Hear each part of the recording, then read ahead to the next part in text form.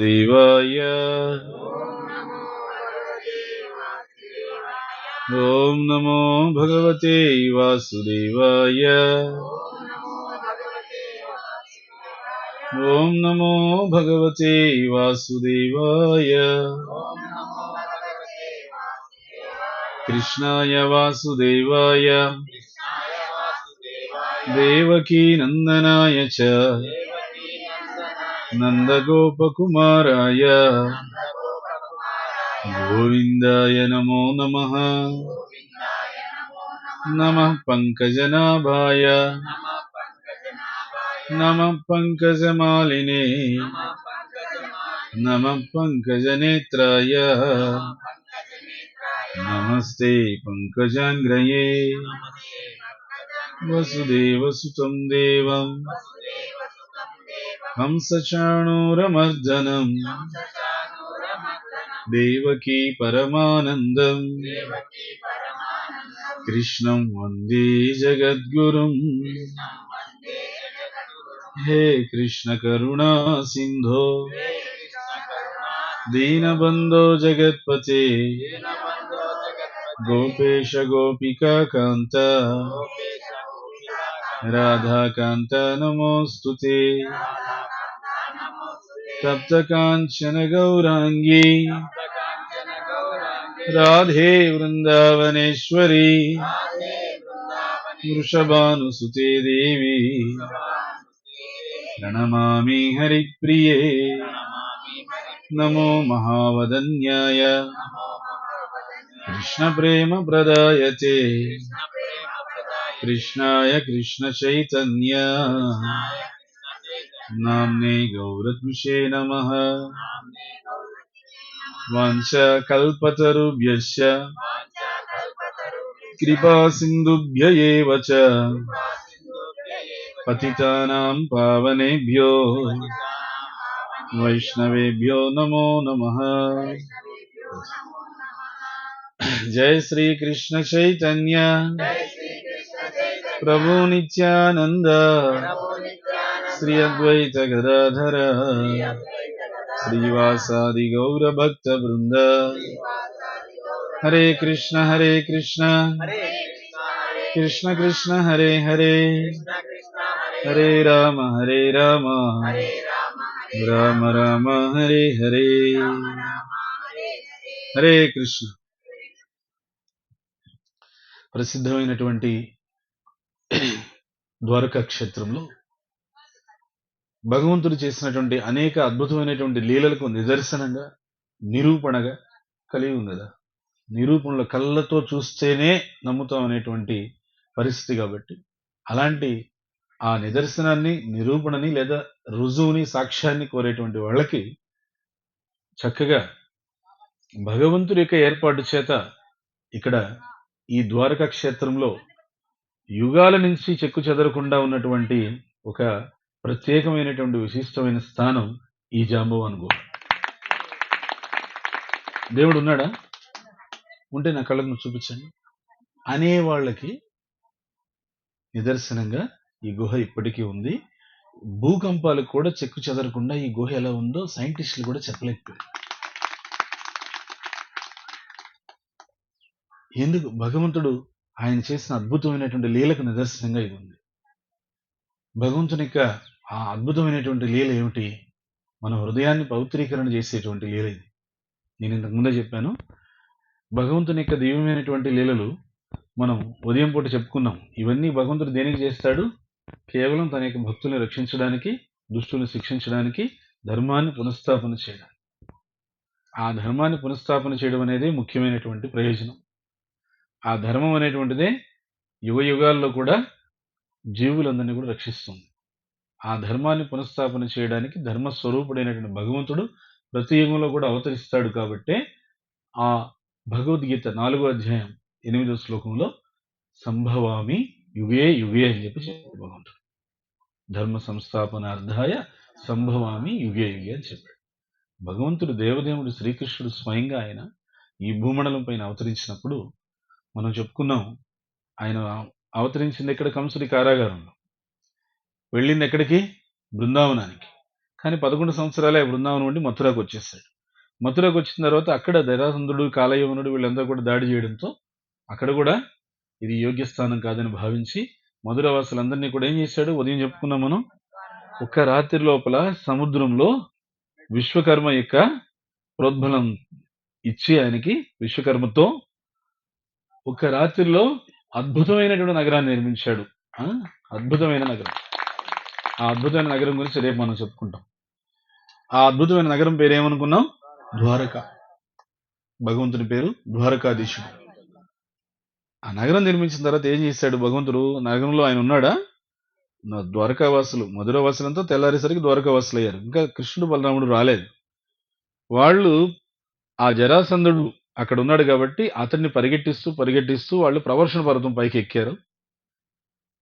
ప్రవర్షణ పర్వతం మొత్తం అడవికి నిప్పు పెట్టేసరికి జరాసంధుడు కృష్ణ బలరాములు ఆ ప్రవర్షణ పర్వతం పైనుండి క్రిందకి దూకి, ఎందుకు క్రిందకి దూకాల? జరాసంధుడి సంగతి చూద్దాం అంటాడు బలరాముడు. కృష్ణుడు ఏమంటాడు? వేరే అర్జెంట్ పని ఉంది, ఈ తర్వాత వీళ్ళు ఎప్పుడైనా చూడొచ్చు. ఎందుకని? నేను శ్లోకం ఏం చెప్పాను భగవద్గీతలో? కృష్ణుడు ఏం చెప్పాడు?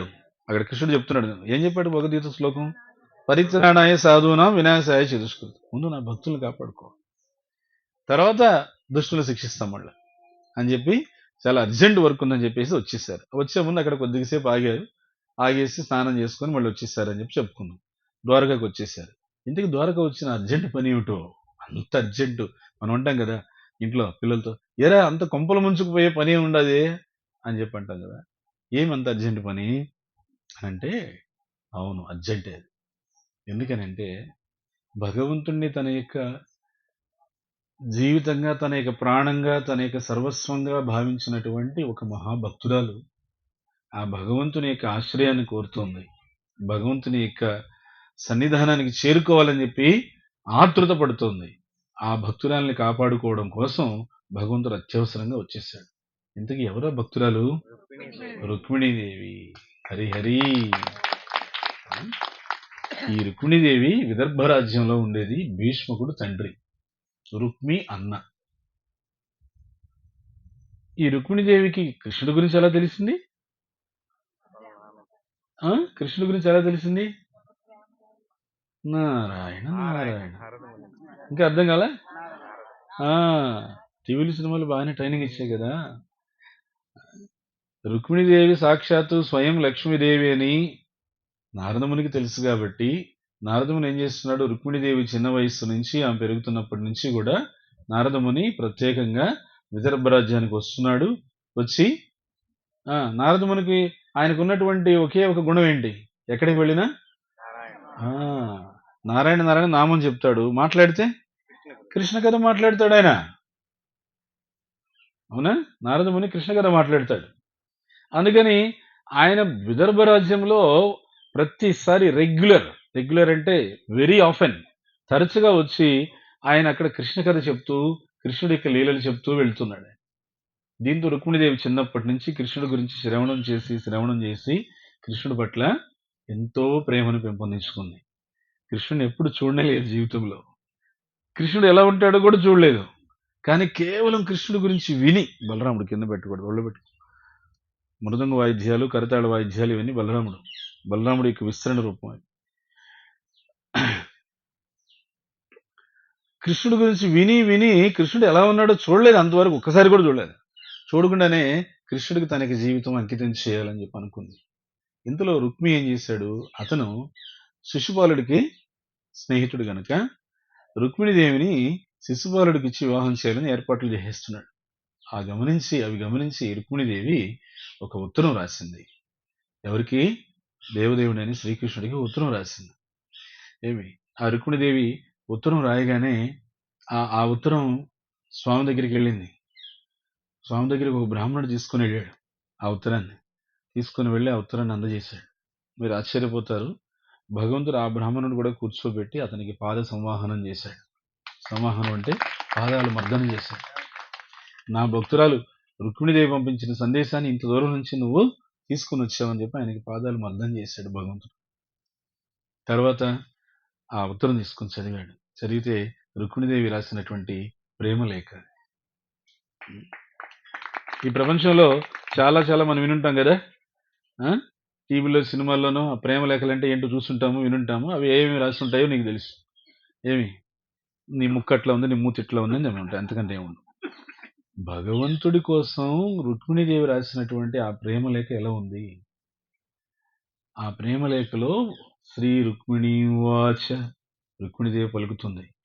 మొట్టమొదటి శ్లోకం ఏం చెప్తుందో చూడండి. శ్రుత్వా గుణాన్ భువన సుందర శృణ్వతాం తే నిర్విశ్యకర్ణ వివరై హరతోంగతాపం రూపం దృశం దృశిమతాం అఖిలార్ధలాభం త్వయి అచ్యుత విశతి చిత్రం అపత్రపం మే. ఇది మొట్టమొదటి శ్లోకం. ఏమంటుంది రుక్మిణీదేవి? శ్రుత్వా గుణాన్ భువన సుందర శృణ్వతాం తే. ఈ లోకంలో మనం అందం అందం అని చెప్పేసి అంటూ ఉంటాం. అది కాలానికి it is limited to time. కాల మార్పిడికి అది వెళ్ళిపోతుంది, అవునా? కానీ భగవంతుని యొక్క అందం కాలానికి అతీతమైంది. కాలానికి అతీతమైంది. ఎలా? 100 సంవత్సరాలు పైబడిన వయస్సులో కృష్ణుడు కురుక్షేత్రంలో నిత్య నవ యవ్వనుడిగా కూర్చొని చక్కగా చిరునవ్వుతో తిరుగుతూ ఉన్నాడంట. 100 సంవత్సరాలు పైబడిన. ఎన్ని సంవత్సరాలు? తమరికి 80కి అట్లా ఉన్నాడు ఆయన. అర్థమైందా? 100 సంవత్సరాలు పైబడిన వయసులో కృష్ణుడు నిత్య నవయవనంగా విరాజిల్లుతూ చిరునవ్వుతో ఆ కురుక్షేత్రంలో తిరుగుతున్నాడు. అది చెప్తుంది రుక్మిణీదేవి. శృత్వా గుణాన్ భువన సుందర శృణ్వతాంతి. భువన సుందరుడు అంటే ముల్లోకాల్లోనే అందగాడైనటువంటి అంత భగవంతుని ఎంత గొప్ప కీర్తిస్తున్నాడు. ముల్లోకాల్లోనే అందగాడైనటువంటి కృష్ణుడి యొక్క గుణగణాలు, లక్షణాలు ఎవరైతే వింటారో ఆ విన్నటువంటి వాళ్ళు నిర్విశ్యకర్ణ వివరై హరతోంగతాపం. హరతో అంగతాపం. అంగతాపం అంటే శరీరంలో ఉష్ణం. శరీరంలో ఉష్ణం అంటే శరీరంలో ఉండేటువంటి విపరీతమైనటువంటి కోరికలు. ఆ చెవుల్లో గనక సక్రమంగా, చెవుల్లో గనక సావధానంగా, గనక విధేయతతో, విశ్వాసంతో ఆ భువన సుందరుడైన కృష్ణుడికి గుణగణాలు గనక చెవులకు పోతే, చెవుల ద్వారా హృదయానికి చేరితే ఏమవుతుందంట? హరతో అంగతాపం. శరీరంలో ఉన్నటువంటి ఆ ఉష్ణం అనేటువంటి కోరికలన్నీ కూడాను చల్లారి ప్రశాంతంగా అయిపోతాడంట మనిషి. ఎక్కువసార్లు అడుగుతుంటారు, స్వామి డబ్బుంది, ఆస్తి ఉంది, పదవి ఉంది, మంది మార్పులో ఉంది, చిటికేస్తే 100 మంది వచ్చేవాళ్ళు ఉన్నారు, మనశ్శాంతి లేదు, ఏం చేయాలి? చాలాసార్లు గుళ్ళు అడుగుతుంటారు. ఇక్కడ చెప్తున్నారు, ఆ లోపల ఆ తాపం, కోరికలనే ఉష్ణం ఉన్నంతసేపు ప్రశాంతత రాదు. ఇక్కడ ఏం చెప్తున్నారు? రుక్మిణీదేవి చెప్తుంది ఇదంతా. రుక్మిణీదేవి రాసే ప్రేమ లేఖ ఎట్లుందో చూడండి. ముక్కులు మూతుల గురించిగా చెప్పారు ఇక్కడ.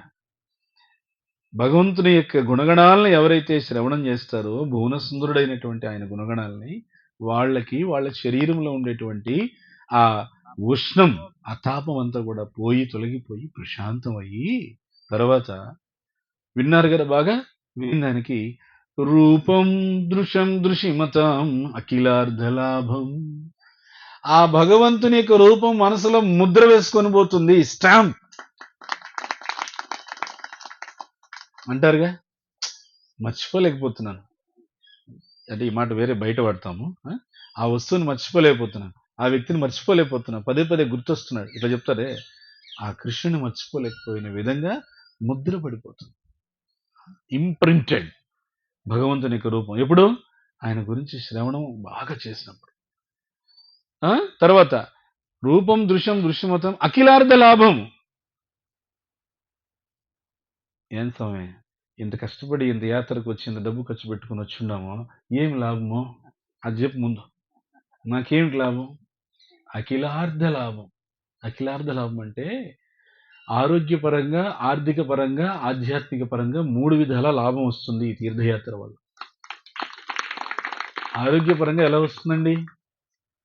ఎప్పుడైతే అంటే ఈ మధ్య సైన్స్లు డాక్టర్లు చెప్పారులే, కానీ మన శాస్త్రంలో భగవంతుని యొక్క ఆచార్యులు ఎప్పుడో చెప్పారు, మనసు ఎప్పుడైతే బలం అవుతుందో మనిషి అప్పుడు బలం అవుతాడు. ఆ మనస్సు బలమయ్యే దానికే మనం మందిరానికి వెళ్ళేది. మందిరం అంటే ఏంటి? మంధిర. మన్ అంటే మనస్సు, ధీర అంటే మనసులో ధైర్యాన్ని నింపేది. తీర్థయాత్రకు వచ్చి అనేక మందిరాలను చూసేది దేనికంటే, ఉద్దేశం మందిరాలను చూడడానికే కాదక్కడ. ఆ మందిరాలు చూస్తే తిరుపతిలోనే ఉన్నాయి. 8, 9, 10 ఉన్నాయి.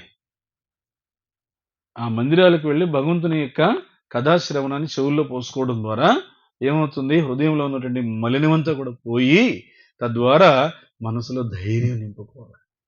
భగవంతుడు నాకున్నాడనే విశ్వాసాన్ని నింపుకోవాలి. అది ఉన్నప్పుడు దేనికి భయపడం, దేనికి వెనకడం, దేనికి కూడా కలత చెందం. జీవితంలో ఎన్నైనా రానియండి, ఎన్నైనా పోనీయండి, కలత చెందే ప్రసక్తే లేదు. నాకు భగవంతుడు ఉన్నాడు. ఎట్లా వస్తుంది తెలుసా ఆలోచన?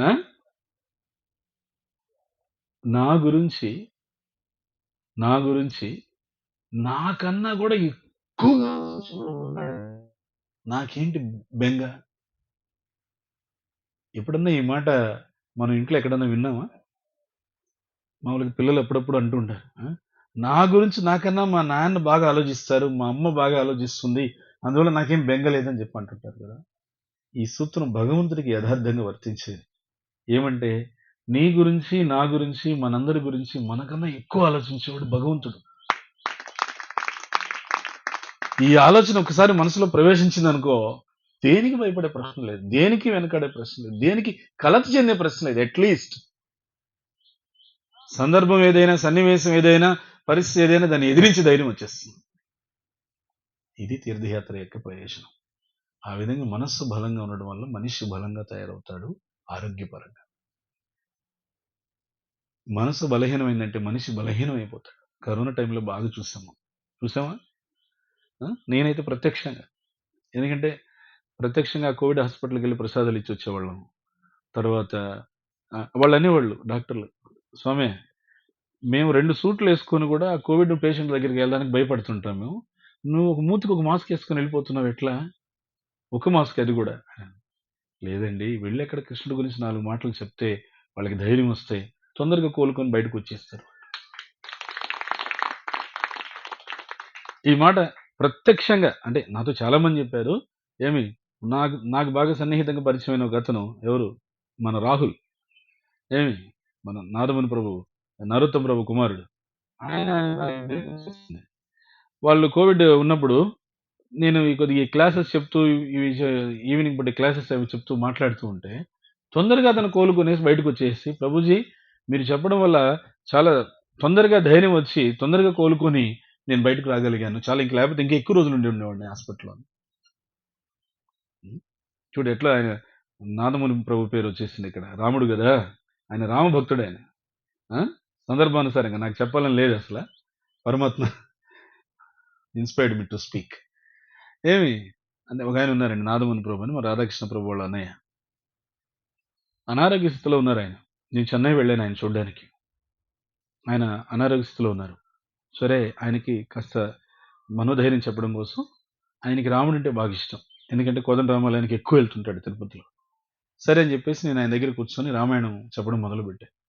ఓ పావుగంట, ఒక అరగంట, గంట, 2 గంటలు, 2:30 గంటలు చెప్పాను. నేను చెప్పడం గాదు. నాకేదో గురువు కృష్ణుల దయ ఉంది చెప్పాను. ఆయన అంత ఓపికగా మామూలుగా పావుగంట, అరగంట కన్నా ఎక్కువ సేపు కూర్చోలేడంట. 2:30 గంట సేపు కూర్చొని ఓపికగా రామాయణం మొత్తం ఆసాంతం విన్నాడాయన. ఎంత ఓపిక ఉండాలి ఆయనకి. అనారోగ్య స్థితిలో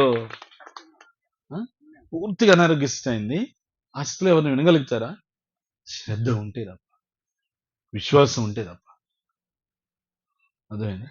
ఆ ప్రభుజీ కోసం ఒక్కసారి హరే కృష్ణ మంత్రం చెప్దాం. హరే కృష్ణ కృష్ణ కృష్ణ హరే హరే, హరే రామ రామ రామ. ఇక్కడ ఒకసారి ఇలానే వచ్చింది. ఇంకొకసారి అహోబిలంలో ఇట్లా మాట్లాడుతూ చెప్తూ ఉండగా సందర్భంలో ఆయన మాట వచ్చేసి, శ్రవణం అంటే ఎట్లా చేయాలంటే ఒకటి గుర్తుపెట్టుకోండి. నేను ఎప్పుడు ఈ మాట నా శరీరం ఉన్నంతసేపు నేను 10 సార్లు కాదు, 100 సార్లు కాదు, 1000 సార్లు పైన చెప్తాను. ఏమంటే ఈ మాట అన్నీ సౌకర్యంగా ఉన్నప్పుడు మనం సేవ చేస్తే భగవంతుడు చూస్తాడంట. ఏమీ సౌకర్యంగా లేనప్పుడు, అన్నీ అసౌకర్యంగా ఉన్నప్పుడు అప్పుడు సేవ చేస్తే భగవంతుడు గుర్తిస్తాడు. చూడడం వేరే, గుర్తించడం.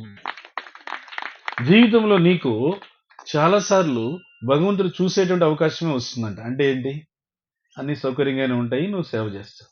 కొన్నిసార్లు నువ్వు భగవంతుడి చేత గుర్తించబడే అవకాశాన్ని కూడా పొందుతావు. అంటే అర్థం ఏంటి? అసౌకర్యమైన పరిస్థితులు, అననుకూలమైన పరిస్థితులు వస్తాయి. అప్పుడు కూడా నువ్వు భగవంతుడికి సేవ చేయగలిగితే భగవంతుడు గుర్తిస్తాడు. Recognise. Seeing is different, recognising is. Seeing means general, it's general. But recognising అంటే ప్రత్యేకంగా గుర్తించడం. ఆ భగవంతుని చేత ప్రత్యేకంగా గుర్తించబడే సన్నివేశాలు మనకి జీవితంలో కొన్ని వస్తాయంట. Uncomfortable situations. సో అట్లా ఇక్కడేమంటే ఆయన ఆ అననుకూల పరిస్థితుల్లో కూడా భగవంతుడి గురించి అంత శ్రవణం చేశాడు. ఆ విధంగా ఇక్కడ రుక్మిణీదేవి ఏం చేస్తుంది, ఏం చెప్తుంది చూడండి. అఖిలార్థ లాభం. ఆరోగ్యపరంగానూ మంచిది, ఆర్థిక పరంగానూ మంచిది. ఆర్థిక పరంగా ఎలా మంచిది? ఎప్పుడైతే ఈ భగవంతుని గురించి చక్కగా శ్రవణం చేస్తామో ఇంట్లో లక్ష్మీ కళ వస్తుంది. లక్ష్మీ కళ అంటే అది కేవలం ధనం మాత్రమే కాదు, ఆరోగ్యంతో పాటుగా సత్సంబంధాలు కూడా పెరుగుతాయి, మెరుగుపడతాయి ఇంట్లో. ఆ విధంగా ఆర్థిక పరంగా. మూడోది ఆధ్యాత్మిక పరంగా. భగవంతుడి గురించి కథాశ్రవణం చేయడం వల్ల భగవంతునికి దగ్గర అవుతాము, కర్మలన్నీ దూరం అవుతాయి. పొద్దున చెప్పాను కదా, ద్రష్ట ఏవాత్మనేశ్వరి అని చెప్పేసి. అర్థమైందా? అందుకనే ఏమన్నారంటే మనకి ఒక చక్కటి మాట చెప్పారు భాగవతంలో. ఏమని చెప్పండి. ప్రవిష్ట కర్ణరంధ్రేణ స్వానాం భావ సరోరుహ ధునోతి శమలం కృష్ణ ధునోతి శమలం కృష్ణ సలిలస్య యథాశర. ప్రవిష్ట కర్ణరంధ్రేణ. ఎప్పుడైతే నీ యొక్క కర్ణరంధ్రాల గుండా భగవంతుని యొక్క తత్వం, భగవంతుని కథ వెళ్తుందో, స్వానాం భావ సరోరం, నీ హృదయ భాగంలోనికి వెళ్ళి ఈ కృష్ణ కథా రూపంలో కృష్ణుడే స్వయంగా వెళ్తాడంట. ఇది ఎంత గొప్ప మాట చూడండి. ఇది కృష్ణ కథ రూపంలో కృష్ణుడే స్వయంగా హృదయానికి వెళ్ళి ధునోతి శమలం కృష్ణ. కృష్ణుడు ఏం చేస్తాడు, అక్కడ హృదయంలో ఉన్నటువంటి మాలిన్యాన్ని అంతా కూడా, కల్మషాన్ని అంతా కూడా కడిగి వేస్తాడు. వేసి ఎలా కడుగుతాడు అని అంటే భాగవతం ఉదాహరణ చెప్తుంది. సలిలస్య యథాశరత్. సలిలస్య, do you know rainy season లో వర్షాకాలంలో మేము చూస్తుంటాము, బురదగుంట్లు ఉంటాయి. బురదగుంట్లు బాగా జోరున వర్షం పడితే ఏమవుతుంది, అలా వర్షం పడుతూ ఉంటే బురదంతా వెళ్ళిపోయి కొంతసేపటి తర్వాత ఏమవుతుంది, అక్కడ తేట నీరే ఉంటుంది. కృష్ణ కథ అనేటువంటి వర్షాన్ని ఈ విధంగా హృదయంలో నింపుతూ ఉంటే ఏముందంటే ఈ పాత్రలో ఆ మలినం అనేటువంటిది అలా బయటికి వెళ్ళిపోయి చివరికి తేట నీరు అనే కృష్ణ భక్తి అనే తేట నీరే మిగులుతుంది. ఇది భాగవతంలో సుఖదేవ్ గోస్వామి చెప్పిన ఉదాహరణ. ఎలా హృదయం శుద్ధి పడుతుంది అంటే సలిలస్య యథాశరత్. వర్షాకాలంలో ఏ విధంగా అయితే ఆ వర్షం కంటిన్యూస్ గా పడడం వల్ల బురదగుంటల్లో నీరంతా వెళ్ళిపోయి చక్కటి స్వచ్ఛమైన నీరు వస్తుందో, ఆ విధంగా ఈ బురదగుంటలో మొత్తం బురదంతా వెళ్ళిపోయేసి కామము, క్రోధము, లోభము, అసూయ, ద్వేషం, వాటితోనే జీవుడు బాధపడేది. బయటికి చెప్పుకోలేకపోతున్నాడు అంతే, లోపల మాత్రం రంపపు కోత అనుభవిస్తూ ఉన్నాడు. అది కూడా అనుకోకూడదేమో, ఇంకొంచెం అప్డేట్ పదం వాడాలేమో, ఊచకోత అనే పదం వాడాలేమో లోపల. ఎందుకంటే కలియుగం కదా, ఎక్కువగా ఈ కలి ప్రభావం వల్ల చాలా బాధపడుతున్నారు, చాలా మెంటల్గా వెక్స్ అయిపోతున్నారు, మానసికంగా చాలా విసిగిపోతున్నారు. అందుకని ఏంటంటే ఈ తీర్థయాత్రల వల్ల ఆ మానసికమైనటువంటి వ్యధ అంత బాధ అంతా కూడా దూరం అయిపోతుంది అనమాట. అది దీనివల్ల మొట్టమొదటి ప్రయోజనం. అమ్మ రుక్మిణీదేవి ఏం చెప్తుందంటే, రూపం దృశ్యం దృశ్యమతాం అఖిలార్థ లాభం త్వయి అచ్యుత విశతి చిత్రం అపత్రపమ్మే. అచ్యుత, నీ దయ వల్ల ఇంత గొప్ప లాభం కొనగొడుతుంది కాబట్టి ఇప్పుడు నేను నిన్ను ప్రార్థన చేస్తున్నాను. ఎలా అంటే విశతి చిత్రం అపత్రపమ్మే అంటే ఏంటంటే నిస్సహాయ స్థితిలో మనం చేతులు ఎత్తేదానికే వాళ్ళకి కొత్తగా అనిపిస్తుంది. ఇదేంట్రా, గుళ్ళ కోసం దండం పెట్టుకోమంటారు కానీ వీళ్ళు ఎంత చేతులు ఎత్తమంటారు. నిస్సహాయ స్థితి. అండ్ సార్ అని అంటే చేతులు ఎత్తున్నావు, అగో చూడు ఎంత భయపడు. ఆ విధంగా. అంటే ఏంటంటే నీకు నిస్సహాయ స్థితిని ఒప్పుకోవడం. అలా రుక్మిణీదేవి రాసిన ఈ ప్రేమలేఖ ఇది ఏమని రాస్తుందంటే, కృష్ణ భువన సుందరుడవైన నీ గుణగణాల్ని, లక్షణాల్ని విన్న వాళ్ళకి శరీరంలో ఉన్నటువంటి ఉష్ణము, కోరికలన్నీ కూడా చల్లారి ప్రశాంతమయ్యి, నీ రూపం వాళ్ళ మనసులో ముద్రబడి, అఖిలార్ధ లాభం అన్ని విధాల లాభాన్ని పొంది వాళ్ళు ఉద్ధరించబడతారు. అచ్యుత అలాంటి నిన్ను నేను ప్రార్థన చేస్తున్నాను. నీకు నిస్సహాయ స్థితిలో నేను నిస్సహాయ స్థితిలో అంటే ఇంక శరణాగతి పొందుతున్నానని చెప్తుంది. అంతేనా? ఇంక నిస్సహాయ స్థితి అంటే ఏంటిది? సరెండరే గదా! సరెండర్. సరెండర్. అంతేనా? అందుకనే ఆ అచ్యుత అనే పదం వాడి నేను నిస్సహాయ స్థితిలో నీకింక శరణాగతి పొందుతున్నాను స్వామి అని చెప్పంటుంది.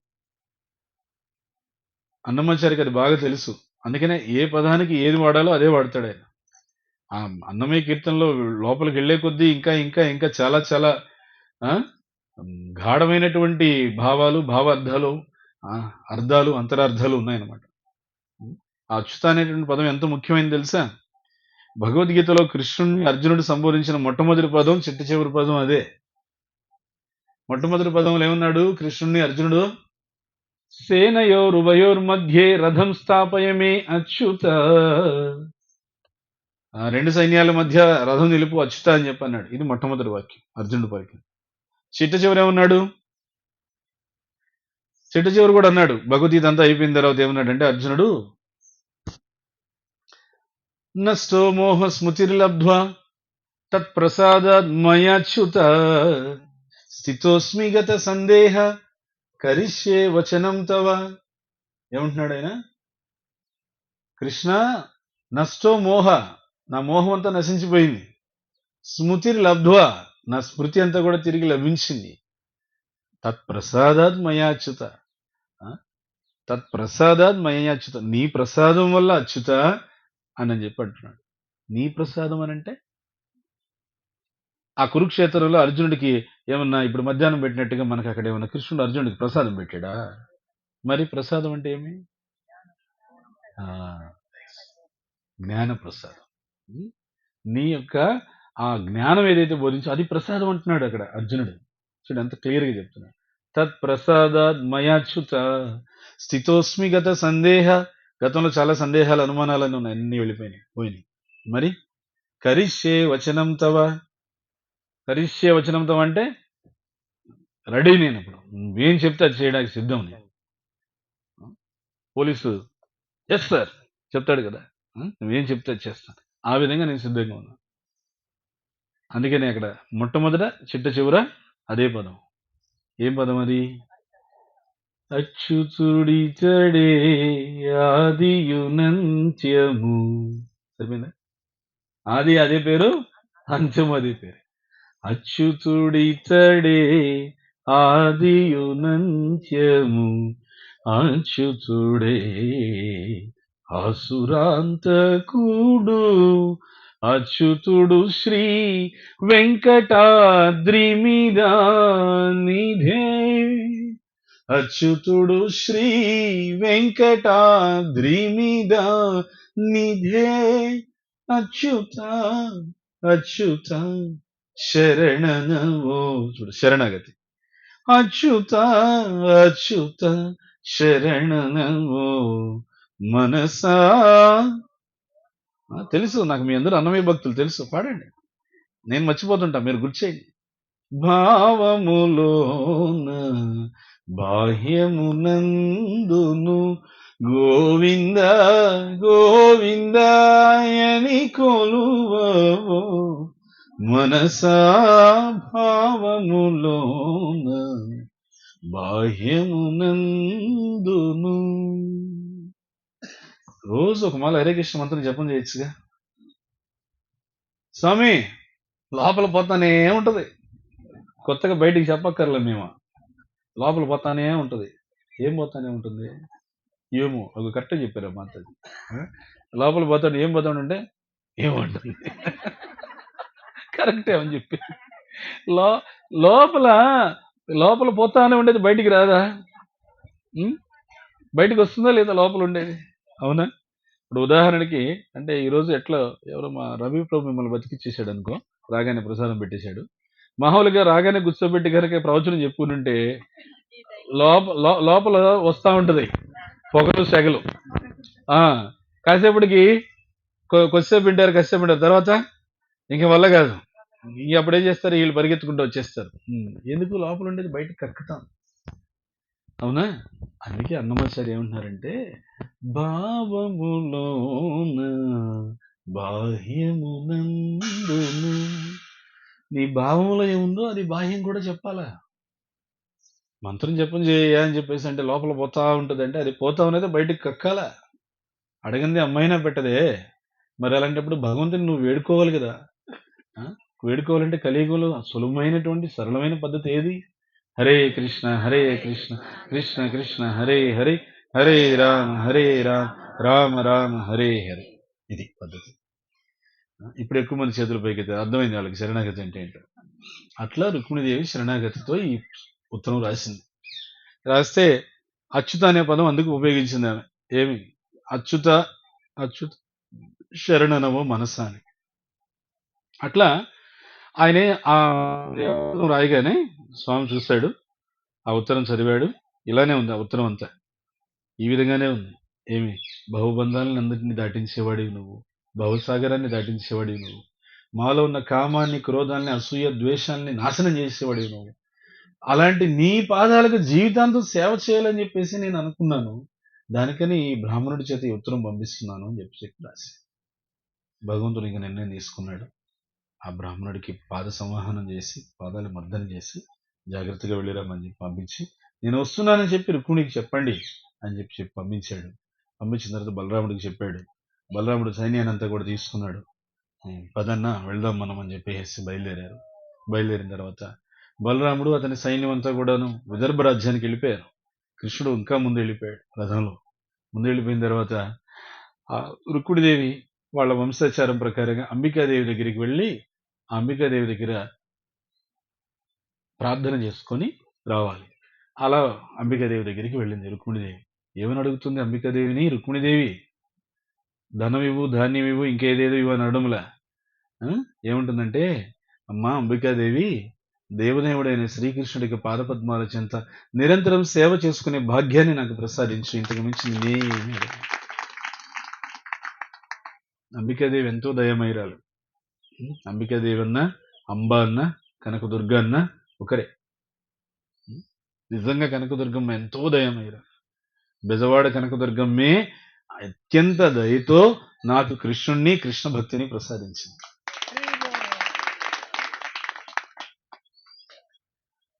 ఆ విధంగా అలా కోరుకుని రుక్మిణీదేవి బయటకు వచ్చింది. బయటికి రాగానే అక్కడ ప్రార్థన అయింది. ప్రార్థన అవగానే సమాధానం వచ్చేసింది. ఏమి? కృష్ణుడు ఎదురు చూస్తున్నాడు రథంలో. రుక్మిణీదేవి బయటికి రాగానే అందరూ అక్కడ సైన్యము అందరూ చూస్తున్నారు. శిశుపాలుడు అందరూ అక్కడే ఉన్నారు. రుక్మి అక్కడే ఉన్నాడు. అందరి మధ్య భాగవతం చెప్తుంది, జింకల మధ్య సమూహంలో నుంచి ఏ విధంగా అయితే సింహం వచ్చి తనకు కావలసినటువంటి జింక పైన ఎట్లయితే తీసుకుని వెళ్తుందో, కృష్ణుడు ఆ విధంగా రుక్మిణీదేవిని పాణిగ్రహణం చేసి రథంలో ఎక్కించుకొని చక్కగా వెళ్ళిపోయాడు. ఇదంతా క్షణాల్లో జరిగిపోయింది. వెంటనే రుక్మి శిశుపాలుడు, రే కృష్ణుడు చూడు దుర్మార్గుడు తీసుకెళ్లిపోతున్నాడు అని చెప్పేసి వెనకాల వెంటబడ్డాడు. వెంటబడితే కృష్ణుడు చాలా వేగంగా వెళ్ళిపోతుంటే ఇంకా కృష్ణుడు వెనకాల ఉన్నటువంటి సైన్యం, ఈ శిశుపాలుడు, రుక్మి వీళ్ళకి సైన్యంతో పోరాడుతున్నారు. వాళ్ళు పోరాడుతుంటే ఇంకా శిశుపాలుడు వెంటబడ్డాడు. రుక్మి కూడా వెంటబడ్డారు. వీలుగాల. అప్పుడు రుక్మి ఏం చేశాడంటే, ఇట్లా కాదని చెప్పేసి పక్క ద్రోవలోంచి ముందుకెళ్ళిపోయేసి ఎదురొచ్చి ఎదిరించేసరికి కృష్ణుడు ఎదిరిస్తే కృష్ణుడు ఊరుకుంటాడా? అసలు ఊరుకోడు ఆయన. వెంటనే ఏం చేశాడంటే, ఇంకా ఎదిరించిన రుక్మిణిని పట్టుకొని అతని యొక్క రథం మొత్తం అన్ని కూడా పూర్తిగా ధ్వంసం చేసేసి, ఇంకా ఖడ్గం తీసుకునేసి రుక్మి ఆయన పేరు రుక్మిణీదేవి అన్నయ్య, అతని జుట్టు పట్టుకొని వేసేసి శిరస్సు ఖండించబోయేసరికి అది చూసి రుక్మిణీదేవి ఎంతైనా అన్నయ్య కదా, ఎంతగానో బాధపడిపోతుంది. బలరాముడు వెంటనే గమనించి టక్కని చేయబట్టుకున్నాడు. చేయబట్టుకొని కృష్ణ ఆగో అని చెప్పేస్తాను. కృష్ణుని ఆపగలుగుతారు ఎవరన్నా? బలరాముడికి సాధ్యం అవుతుంది. బలరాముడు ఎవరు? ఆది గురు. ఆ గురు పరంపరకి ఆచార్యుడు. అంటే అర్థం ఏంటంటే భగవంతుడి యొక్క నిర్ణయాన్ని ఎవరు మార్చలేరు. ఒక ఆధ్యాత్మిక గురువే.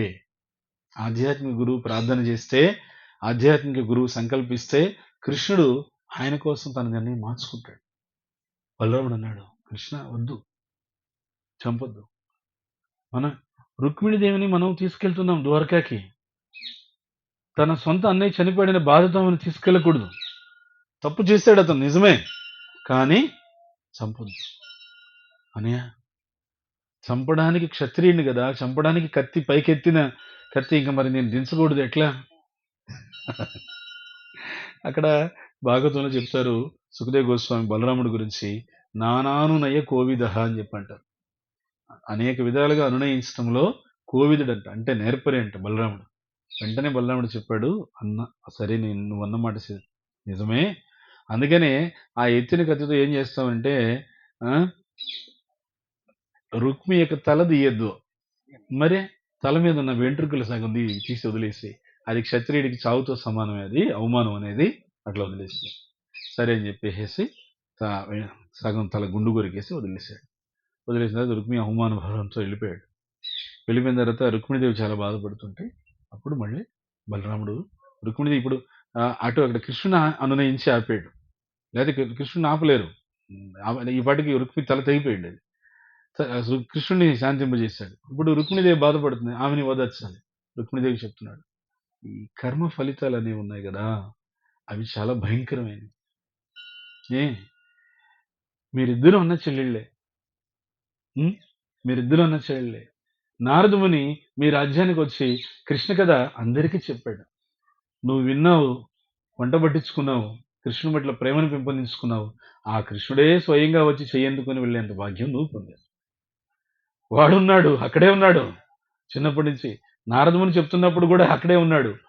చెవిని పెట్టుకోలే, వినలే. ఏదో సాధు ఏదో చెప్పుకుంటుంటాడు, మనకి దేనికి అని అనుకున్నాడు.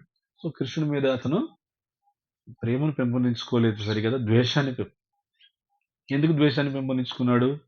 సాంగత్యం. ఎవరి సాంగత్యం?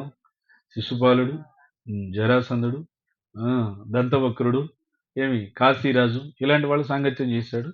నీ మీద కృష్ణుడి మీద ద్వేషం పెంచుకున్నాడు. చూసారా కర్మ ఫలాలు ఎలా ఉంటాయి? చూసావు రుక్మిణి, అన్న చెల్లెళ్ళే మీరు, కానీ నువ్వు కృష్ణ శ్రవణం చేసావు, కృష్ణుడి దగ్గరే. అతను కృష్ణుడిని పెడచెవిని పెట్టి అవకాశం ఉంది, అతను కూడా ఛాన్స్ ఇచ్చాడు భగవంతుడు, కానీ తీసుకోలేదు. ఇది ఇలా ఉంటుంది, నువ్వు బాధపడకు. నువ్వు అక్కడికి కృష్ణుని శాంతింపజేసి నీ అన్నయ్యని సోదరుని వదిలేసాం, మనం ప్రాణాలతో వదిలేసాం అని చెప్పిన తర్వాత ఊరట చెందిందాను. సరే ఇంకా ద్వారకాకి వెళ్ళారు. ద్వారకాకి రుక్మిణికి దేవి కృష్ణుడు ఇద్దరు ద్వారకాకి వెళ్ళడంతోనే ద్వారకావాసులందరూ ఆనందంగా గొప్పగా వాళ్ళకి స్వాగతం పలికారన్నమాట. బోలో రుక్మిణి ద్వారకాధీశ భగవానికి స్వాగతం పలికిన తర్వాత, ఎందుకంటే వాళ్ళు ద్వారకలో వాళ్ళకి ఎంత సంబరం అంటే కృష్ణుడు రుక్మిణీదేవికి అది మొట్టమొదటి కళ్యాణం అని. అందుకే రుక్మిణి కృష్ణ కళ్యాణం చాలా చాలా చాలా శుభదాయకం. శ్రవణం చేయడం కూడా ఏం చెప్తారు? రుక్మిణి కృష్ణుల యొక్క కళ్యాణం అంట అది లోక కళ్యాణం.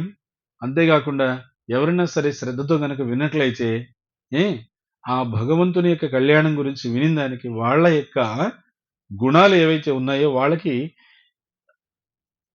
కర్కశ గుణాలు పోయి కళ్యాణ గుణాలు వస్తాయంట. హృదయంలో కర్కశ గుణాలు ఉన్నాయి, అవి పోయి కళ్యాణ గుణగణాలు వస్తాయి. అవి లోక కళ్యాణానికి ఉపయోగపడతాయి. ఆ విధంగా భగవంతుని యొక్క కళ్యాణము ఏం చెప్తారు? కొండ మీద నిత్య కళ్యాణము పచ్చతోరణం అని చెప్పారు. అది లోక కళ్యాణం కోసం. మనం సామాన్యంగా అనుకోకూడదు, ఏదో మనం బయట ప్రపంచంలో మ్యారేజ్లు చేసుకుంటాము, భగవంతుడు కూడా అట్లా ఏదో మ్యారేజ్ చేసుకున్నాడు అని అనుకోకూడదు. No, it's not like that. అది భగవంతుడి యొక్క కళ్యాణం, అది లోక కళ్యాణం కోసం. సో ఇప్పుడు అక్కడ రుక్మిణీదేవిని వివాహం చేసుకున్నాడు. ఆ ద్వారకలో అన్ని విధాలా చక్కగా అలంకరించి అది ప్రతి ఇంట్లో ఒక పెళ్లిలాగా జరిగిందంట. ద్వారకలో మొట్టమొదటి కళ్యాణం రుక్మిణీ కృష్ణుల యొక్క కళ్యాణం. ఇది జరిగిన తర్వాత ఒక రోజున ఎవరో ఒక వ్యక్తి వచ్చాడు. అతన్ని చూసి అందరూ పొరపాటు పడి సూర్యుడు వచ్చాడు అని. ఎవరు అని చెప్పేసి వీళ్ళకి ఎవరు అర్థం కాల. పరిగెత్తుకుంటూ కృష్ణుడి దగ్గరికి వెళ్ళేసి, సూర్యుడు వచ్చాడు, మన ఊరికి సూర్యుడు వచ్చాడు, ద్వారకాకి సూర్యుడు వచ్చాడు. కృష్ణుడు నవ్వుతున్నాడు. ఆయన సూర్యుడు కాదు. సూర్యుడి అనుగ్రహం చేత శమంతక మణి అనేటువంటి విలువైనటువంటి మణిని పొందినటువంటి సత్రాజిత్ అనేటువంటి ఒక వ్యక్తి ఆయన. సూర్యుడు కాదు అతను అని చెప్పాను. ఆయన సూర్యుడికి చాలా దగ్గర వ్యక్తి ఆయన. అందుకే సూర్యుడి అనుగ్రహం చేత శమంతక మణిని పొందాడు. అది రోజుకి 80 మణుగుల బంగారాన్ని ఇస్తుంది. అందువల్ల అతను మీరు పొరపాటున కూడా అతను సూర్యుడు అనుకోవద్దండి అని చెప్పాడు. చెప్తే ఓహో సరే అని చెప్పేసాను. సో ఇద్దరు సత్రాజిత్ వచ్చిన తర్వాత అక్కడే ద్వారకలో నివాసం ఉంటున్నాడు అతను. కొన్ని రోజుల తర్వాత కృష్ణుడు ఆయన దగ్గరికి వెళ్ళి చెప్పాడు, నీ దగ్గర రోజు అతను దాన్ని ఒక పూజా మందిరంలో పెట్టుకున్నాడు శమంతక మణిని. రోజు బంగారం ఇస్తుంది అనమాట, 80 మణుగుల బంగారం. ఏమి ఇంకా అర్థం చేసుకోండి మరి. మలబారు జిఆర్టీ అంత ఏం పనికిరాదు ఇంకా. అర్థమైందా? కళ్యాణం ఏమి లలిత ఆహా. ఇంకా నాకు తెలిసిన ఏదో రోడ్డు మీద పోతాను కాబట్టి మనోళ్ళని అడిగారంటే ఇంకా చెప్తారు చాలా పేర్లు ఉన్నాయి. మొత్తం ఏదో చిన్న బజార్ల వీధుల పేర్లు అని చెప్పేస్తారు. అవన్నీ కలిపినా కూడా సరే సమానం కాదు, అంత బంగారం వస్తుంది. కృష్ణుడు వెళ్ళి ఆయనకి చెప్పాడు, మన రాజు ఉగ్రసేనుడు ఉన్నాడు, ఈ మణి ఆయన దగ్గర ఉంటే బాగుంటుంది అని చెప్పాడు. సత్రాజిత్ అన్నాడు, నేనివ్వను, నా దగ్గరే ఉండాలి, నేనివ్వను ఎవరికి, ఇష్టం అని చెప్పి వచ్చేసాడు. కృష్ణుడు వచ్చేసాడు. తర్వాత రోజు సత్రాజిత్ తమ్ముడు ప్రసేనుడు అతను ఆ మణిని ధరించి అడవిలో వేటకని వెళ్ళాడు. క్షత్రియులు అడవిలో వేటకెళ్ళడం అనేటువంటిది వాళ్ళకి పరాక్రమాన్ని పరీక్షించుకోవడానికి రివాజు. ఇంద్రియ భోగం కాదు, విలాసం కాదు. అది ఈ మధ్య కాలంలో అలా జరిగినాయి.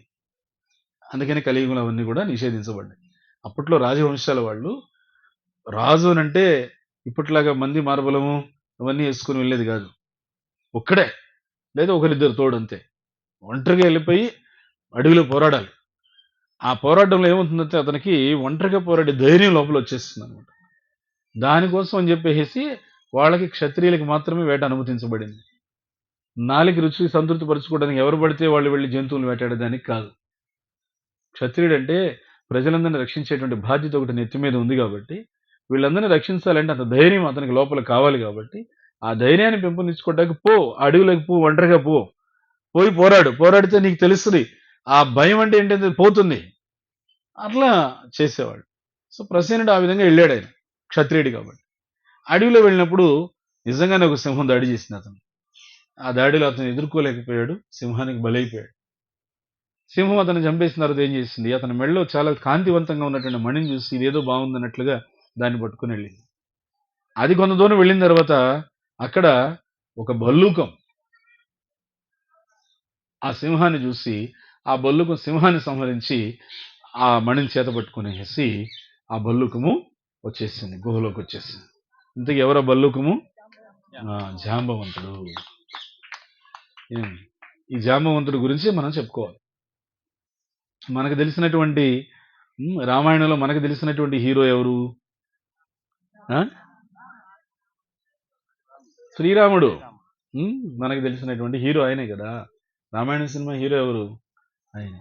కానీ ఆ రాముడి దగ్గరికి వెళ్ళి స్వామి నీకు తెలిసిన హీరో ఎవరు ఇక్కడ అని అడిగితే ఎవరి పేరు చెప్తాడు రాముడు? హనుమంతుడి పేరు చెప్తాడు. ఎందుకని?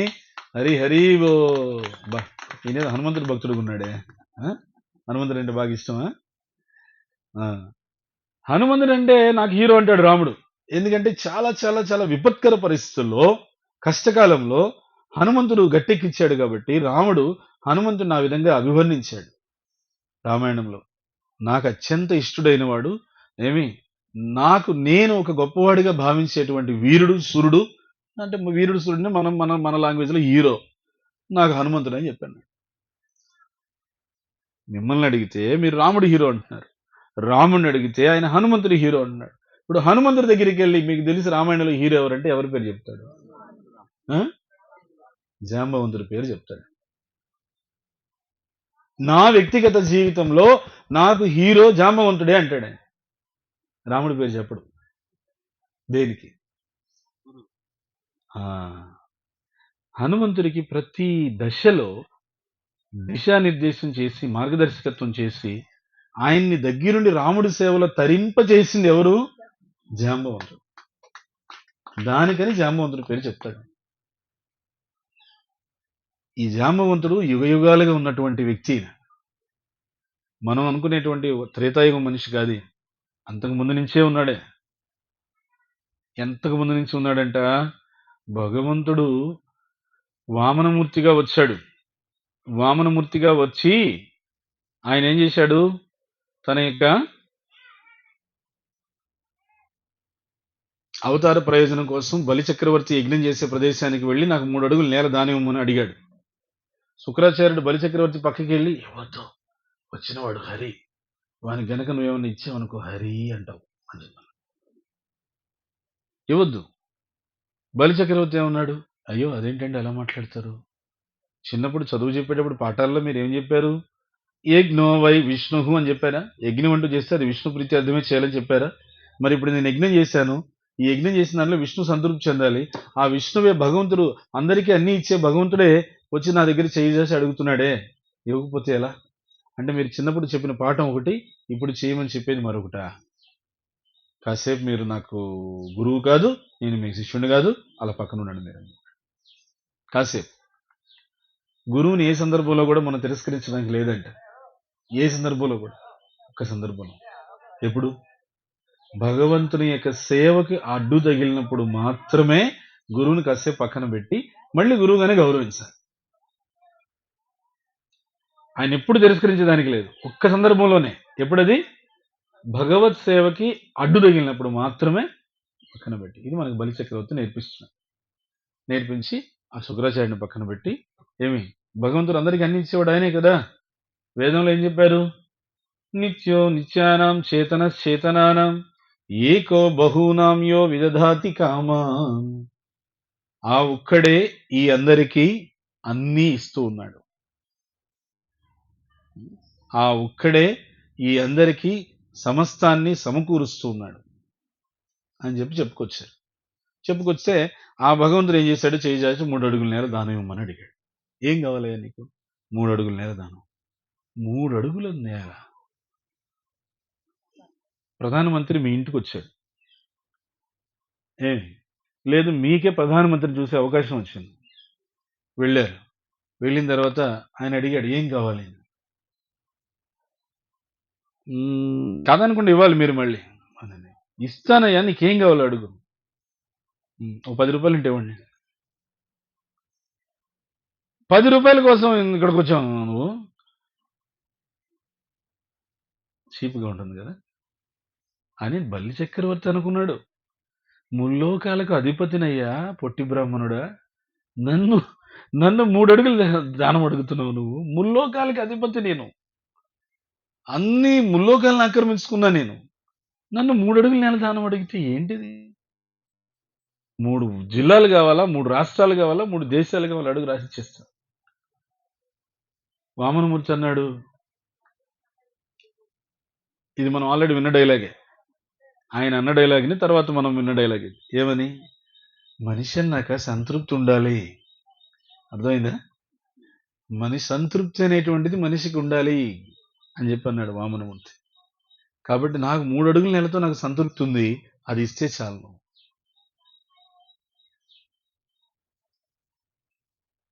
A king without contentment is a beggar, A beggar with contentment is a king. సంతృప్తి కలిగినటువంటి భిక్షగాడు రాజుతో సమానం, సంతృప్తి లేనటువంటి రాజు భిక్షగాడు అడుక్కు తినేవాడితో సమానం. ఆ సంతృప్తి భగవంతుడు ఇచ్చిన దాంతో సంతృష్టి చెందాలి. యదృచ్ఛలాభ సంతుష్టో ద్వంద్వాతీతో విమత్సరః నిర్వైరః సర్వభూతేషు అని కృష్ణుడు భగవద్గీతలో చెప్తున్నాడు. ఏమంటున్నాడు, యదృచ్ఛ లాభ సంతుష్టో, నీకు లభించినంత నువ్వు సంతుష్టుడవై, వాడి కారుందని నువ్వు కంగారు పడద్దు, నీకు బైక్ ఉంది చాలు, okay, it's manageable. ద్వంద్వాతీతో విమత్సర, మత్సర means enviousness, అసూయ.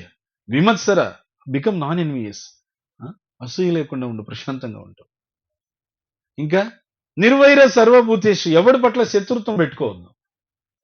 నిర్వైర, ఎవరి పట్ల ఆ వైరం వద్దు. సర్వభూతేషు, ఏ జీవి పట్ల శత్రుత్వం వద్దు. అలాంటి వ్యక్తి, అలాంటి భక్తుడు నాకు అత్యంత ప్రియమైన వాడని కృష్ణుడు చెప్తున్నాడు భగవద్గీతలో. అర్థమైందా? మనం అనుకున్న భగవద్గీత అంటే ఏదో శ్లోకాలు, ఏదో తత్వము, ఏదో ఇంకేదో ఏదో మన తలకాయకి అర్థం కాని తత్వం ఏదో అనుకుంటాం. ఇది ఇది అర్థం కదా తలకాయకి. ఇప్పుడు చెప్పింది అర్థం కదా. మరి లభించిన దాంతో సంతుష్టుడు అయ్యిండు, ద్వంద్వాలకు అతీతంగా ఉండు. ద్వంద్వాలకు అతీతం అంటే కొన్నిసార్లు నీ వ్యాపారంలో లాభం వస్తుంది, కొన్నిసార్లు నష్టం వస్తుంది. So what? కొన్నిసార్లు నీ ప్రయత్నాల్లో నువ్వు సక్సెస్ అవుతావు, కొన్నిసార్లు ఫెయిల్యూర్ అవుతావు. So what? కొన్నిసార్లు నువ్వు ప్రయాణం చేసినప్పుడు బాగా ఎండ ఉక్కబోతగా ఉంది, కొన్నిసార్లు గడగడ ఉండే చలికి వస్తుంది. వాట్? నిన్నగాక మొన్న అక్కడ ఉన్నాను హరిద్వార్లో చలి, ఇక్కడ ఉన్నాను ఎండ ఉక్కబోత. శీతోష్ణాలు, సుఖ దుఃఖాలు, లాభ నష్టాలు, మానవాలు లాభ నష్టాలు వస్తుంటాయి, పోతుంటాయి. వాటి చేత కలత చెందవద్దు, వాటిని ఓర్చుకోవడం నేర్చుకో అని భగవద్గీతలో కృష్ణుడు చెప్తున్నాడు. మాత్ర స్పర్శస్తు కౌంతేయ శీతోష్ణ సుఖ దుఃఖదా ఆగమ పాయినో అనిత్య. ఈ మాట నాకు బాగా నచ్చుతుంది. ఆగమ వస్తాయి పోతాయి, అనిత్య, ఇవేం శాశ్వతం కాదు. ఇప్పుడు ఏదో లాభం వచ్చిందని చెప్పి ఎగరొద్దు, అది శాశ్వతం కాదు. నష్టం వచ్చిందని చెప్పి కుంగిపోవద్దు, అది కూడా శాశ్వతం కాదు. సుఖం వచ్చినప్పుడు పొంగిపోవద్దు, దుఃఖం వచ్చినప్పుడు కుంగిపోవద్దు. బ్యాలెన్స్. ఆ బ్యాలెన్స్ అనేది తీర్థయాత్రలో మనకు లభిస్తుంది. ఎన్ని లాభాలు తెలుసా? అందుకు రావాలి. మళ్ళీ ఏం చెప్తున్నాడు? స్థాం తితిక్షస్వ భారత, నీవన్నీ ఓర్చుకోవడం నేర్చుకో అర్జున. భగవంతుడు ఎంత చక్కగా చెప్తున్నాడు కదా. లెర్న్ టు టాలరేట్ అంటున్నాడు, అంతేగాని టాలరేట్ ఇట్ అంటలేదు. ఎట్లా అంటే ఓర్చుకుని చావు అని చెప్పి అన్నట్ల. ఓర్చుకోవడం నేర్చుకో. భగవంతుడి కన్నా పాఠం చెప్పే పంతులు ఎవరుంటారు లేని చెప్పండి? గీతాచార్యుడు. అందుకే ఈనాడు చెప్పిన శ్లోకం ఏంటిది? వసుదేవ సుతం దేవం కంస చాణూరమర్ధనం దేవకీ పరమానందం కృష్ణం వందే హిందూ గురుం. కరెక్ట్ చెప్పానా? చెప్పలేదా? సరే మారుస్తాను. కృష్ణం వందే భారత గురు. ఇంకా తప్పు చెప్పానా? సరే నేను తప్పే చెప్పానబ్బా, మీరు రైట్ చెప్పండి. కృష్ణం వందే, కృష్ణం వందే, కృష్ణం వందే, ఆ వెనకాల కృష్ణం వందే. Okay right. హిందూ గురువు కాదు, భారత గురువు కాదు, జగద్గురు. జగత్ అతడికి గురువు ఆయన. ఆ విధంగా ఏం చెప్పారు ఇక్కడ?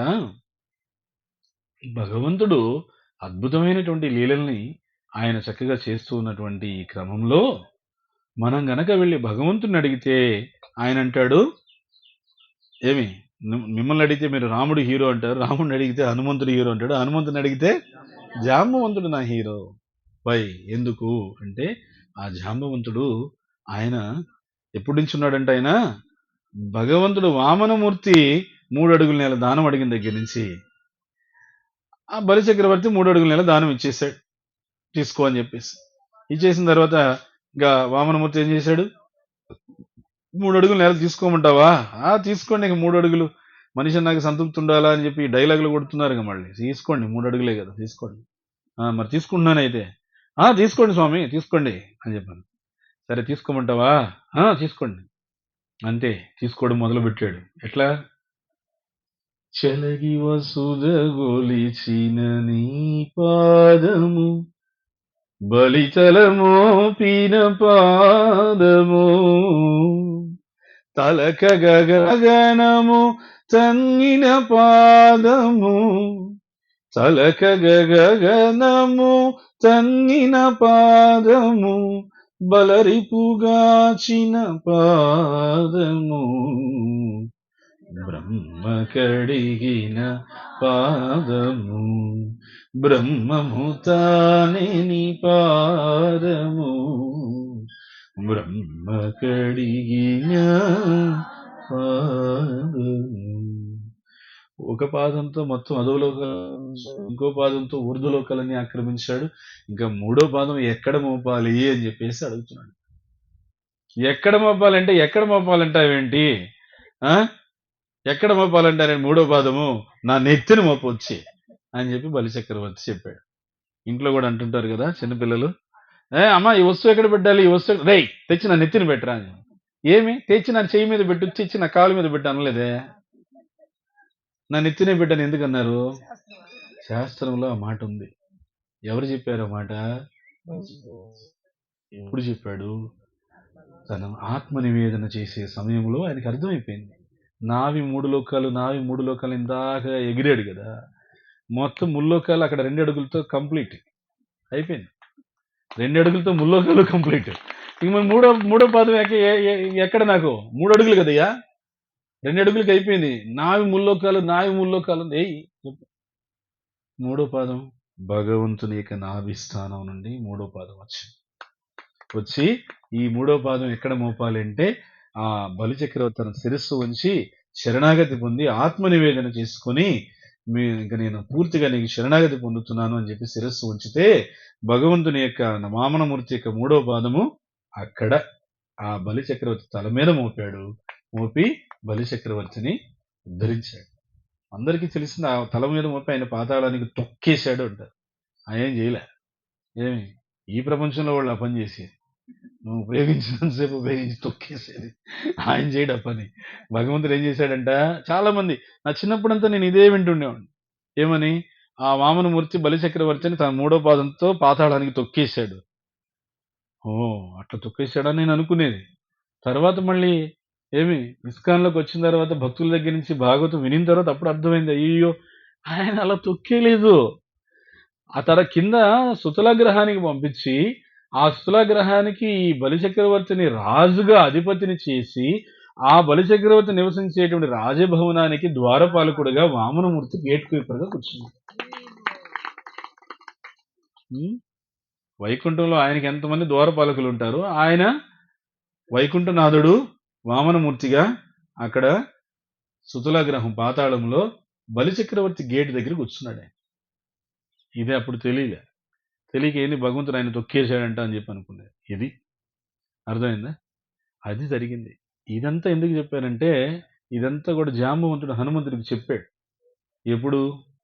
లంకకి వెళ్ళాలి అని అంటే సముద్రం దాటాలి, సీతాదేవి జాడ తెలియాలి అని అంటే ఈ సముద్రం దాటి లంకలోకి వెళ్తేనే తెలుస్తుంది. ఈ విషయం సంపాతి చెప్పేసింది. సంపాతి అని అంటే జటాయు యొక్క సోదరుడు. ఈ సూర్యుడిని చూసి ఎవరు ఎత్తుకెళ్తారని చెప్పి వాళ్ళిద్దరు పోటీ పెట్టుకున్నప్పుడు సంపాతి ఏం చేసింది, జటాయుని కాపాడేదానికి పైకి ఎగినందుకు సూర్యుడి వేడికి రెక్కలు కాలిపోయి కింద పడిపోయింది.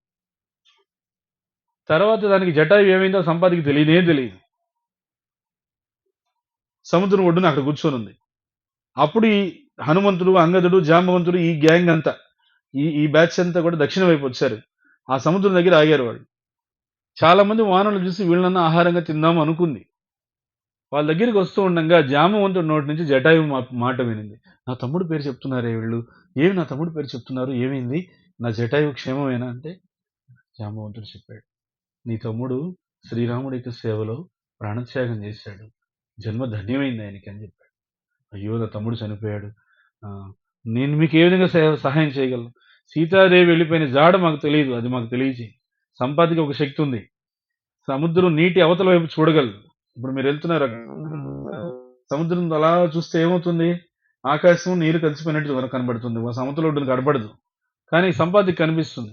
సంపాతి ఏమనిందంటే, అవతల ఒడ్డున లంకానగరం వైపు రావణాసుడు తీసుకువెళ్తుండగా నేను చూశాను, మీరు లంకలోకి వెళ్ళి వెతికితే సీతాదేవి కనిపిస్తుంది అని చెప్పి ఆ సంపాతి ఎప్పుడైతే ఆ విధంగా చెప్పాడో, పక్షి కాబట్టి చెప్పింది అనే మాట వస్తుంది, చెప్పాడో సంపాతి, వెంటనే సంపాతికి 2 రెక్కలు వచ్చేసాయి. నువ్వు సేవ చేయలేవు, కొన్ని సేవలు నువ్వు చేయలేవు. సేవ చేసేవాడిని ప్రోత్సహించావంటే, సేవ చేసేవాడికి నువ్వు సహాయం చేసావంటే భగవంతుడు నీకు సహాయం చేస్తాడు. సంపాతియే దానికి ఉదాహరణ. సరే, అయిన తర్వాత ఇప్పుడు జటాయువు గురించి అయిపోయింది, సంపాతి దారి చెప్పింది, ఇప్పుడు వెళ్ళాలి. వెళ్ళేదానికి ఎవరు వెళ్తారు? హనుమంతుడు వెళ్ళాలి. వెళ్ళాలంటే హనుమంతుడికి వెళ్ళేంత శక్తి ఉందో లేదో ఆయనకే తెలియదు. ఎందుకంటే శాపవశాన మర్చిపోయాడు ఆయన. అంగదుడు ముందుకొచ్చి, "సముద్రం 100 యోజనాలు ఉంది, నేను వెళ్ళగలను. కానీ తిరిగి రాలేను. నా శక్తి అక్కడితో అయిపోతుంది." కొద్దిమంది 10, 20, 30 అన్నారు. వీలు కాదు. ఎట్లా? ఆ అపారమైనటువంటి జలనిధిని, సముద్రాన్ని చూసుకుంటూ అలా చూస్తూ ఉన్నాడు హనుమంతుడు. అప్పుడు పక్కనే వెళ్ళి జాంబవంతుడు కూర్చొని భుజం మీద చేసి చెప్పాడు హనుమంతుడితో. ఏమని? హనుమా, ఈ కనిపించే అపారమైనటువంటి ఈ జలనిధి సముద్రాన్ని నువ్వు మాత్రమే దాటగలవు. నువ్వు మాత్రమే సముద్రాన్ని దాటి లంకలోకి వెళ్ళి సీతాదేవి జాడ తెలుసుకొని మళ్ళీ సముద్రం దాటి యువతలకి నువ్వు మాత్రమే రావగలవు. ఈ పని ఇక్కడున్న వాళ్ళలో ఎవ్వరూ చేయలేరు, నువ్వు మాత్రమే చేయగలవు అని. ఎందుకంటే చిన్నప్పుడు నీకుండేటువంటి అపారమైన శక్తి అట్లాంటిది, అది ఒక్కసారి నువ్వు గుర్తుకు తెచ్చుకొని ఇప్పుడు రాముడి సేవకు ఉపయోగించాలి అని చెప్పేసి ఈయన మర్చిపోయిన శక్తిని ఈయన తిరిగి గుర్తు చేశాడు జాంబవంతుడు. ఆయన గుర్తు చేయకపోతే హనుమంతుడికి ఎప్పటికీ అట్లే ఉండేవాడు. శాపం అలా ఉంది ఆయనకి చిన్నప్పుడు. తెలుసో తెలియక ఆయనకి అపారమైన శక్తి ఉంది చిన్నప్పుడు. ఆ అపారమైన శక్తి సాధువులను ఇబ్బంది పెడుతూ వచ్చాడు ఆయన. సాధువులతో ఇప్పుడు ఇక ఇలాంటి చెట్టు కింద కూర్చొని తపస్సు చేసుకుంటున్నారు అనుకో, కింద వేళ్లతో సహా చెట్టుతో మొత్తం లేపుకెళ్ళిపోయి ఆ కొండ మీద ఎక్కడో పెట్టేసింది. ఆ కొండ మీద వాళ్ళు కళ్ళు తెరిచి చూసేపటికి ఎక్కడ కొండ మీద సాధువులు నీళ్ళలో దిగి గాయత్రి చేసుకుంటున్నారు అనుకో, సంధ్యావందనం, లోపలికి వెళ్ళి కాళ్ళు లాగేసేది. ఇట్లాంటివన్నీ చేసేవాడు ఆయన చిన్న వయసులో. కానీ శక్తి అపారమైన శక్తి ఆయన. ఒకరోజు తెలియక హనుమంతుడు ఏం చేశాడు, ఒక పని చేశాడు. ఒక సాధువు పొద్దున్నే కాలకృత్యాలకి బయలుదేరాడు. బయలుదేరేసరికి ఏం చేయి, తలుపు తీశాడు. తలుపు తీయగానే ఎదురుగా పెద్ద ఏనుగు ఉంది. ఏనుగు గేంకరిస్తుంది. ఓరి నాయన, ఇంత ఏనుగు అని చెప్పి తలుపు మూసేశాడు. తలుపు మూసేసరికి వెనక తలుపు నుంచి అన్న అర్జెంటుగా ఉంది, వెనక తలుపు నుంచి అన్న వెళ్దామని చెప్పి ఇటు తలుపు తీశాడు. అక్కడ పులి గాండ్రిస్తుంది. ముందు నుయ్యి ఎటు పోవాలి, అర్జెంటు. ఇటు పోలేడు, అటు పోలేడు. ఇదంతా కిటికీలోంచి హనుమంతుడు చూస్తూ పగలబడి నవ్వుతా ఉన్నాడు. ఆయన అవస్థ చూసి అప్పుడు చూశాడు ఆయన, అయ్యో ఈ పిల్లవాడికి ఇంత శక్తి ఇస్తే ఈ పిల్లవాడు దీనికి ఉపయోగిస్తున్నాడా, ఇది తప్పదు ఇంకా అని చెప్పేసి శపించాలని చెప్పేసి ఈ బాలుడు తనకు ఉండేటువంటి శక్తులన్నీ కూడా ఈ బాలుడికి పోవుగాక అనలే, మర్చిపోవుగాక. మళ్ళీ ఎవరైనా గుర్తు చేస్తే ఇతనికి ఆ శక్తి అంతా కూడా ఇతను తిరిగి పొందుగాక అని చెప్పి ఇచ్చాడు. ఎందుకంటే మళ్ళీ భవిష్యత్తులో ఆయనకు ఉపయోగపడితే అనేది ఆయన దివ్య దృష్టి చూడగలిగాడు, అందుకే ఇచ్చాడు. అనే హనుమంతుడు మనకి ఇచ్చే గుణపాఠం ఏంటంటే, శక్తి ఉంది కదా దాన్ని ఇష్టం వచ్చినట్లుగా ఉపయోగిస్తే ఏమవుతుంది, అది తీసేసుకోబడుతుంది. అదంతే, అది కాలధర్మం. అది హనుమంతుడి జీవితంలోనే మనం చూడొచ్చు.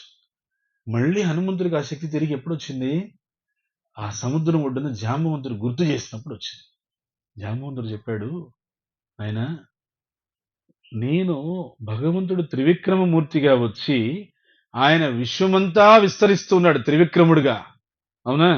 ఆయన త్రివిక్రముడుగా విశ్వమంతా విస్తరిస్తున్నటువంటి సమయంలో నేను ఆ వామనమూర్తి త్రివిక్రమ అవతారానికి 21 ప్రదక్షిణలు చేశాను. అది అయ్యే పని అనేది, విశ్వమంతా త్రివిక్రమమూర్తికి 21 ప్రదక్షిణ చేశాడు జాంబవంతుడు. ఆ 21 ప్రదక్షిణ చేసేటప్పుడు 21వ ప్రదక్షిణ చేస్తున్నప్పుడు భగవంతుడికి విస్తరిస్తున్నటువంటి భుజం తగిలింది బలంగా, జాంబవంతుడికి తగిలి ఆగిపోయాడు. ఆ దెబ్బ అది అట్లానే ఆయనకి అట్లా ఉండిపోయింది. భగవంతుడు విస్తరిస్తున్న భుజము ఈయన తిరుగుతున్నాడు తగిలింది. ఆ తగిలింది అక్కడ ఆగిపోయాడు.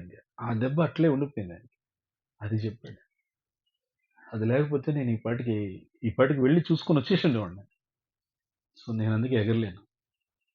తర్వాత నీకు ఆ శక్తి ఉంది కాబట్టి నువ్వు చేయగలవు, నువ్వు మర్చిపోయావు అంతే.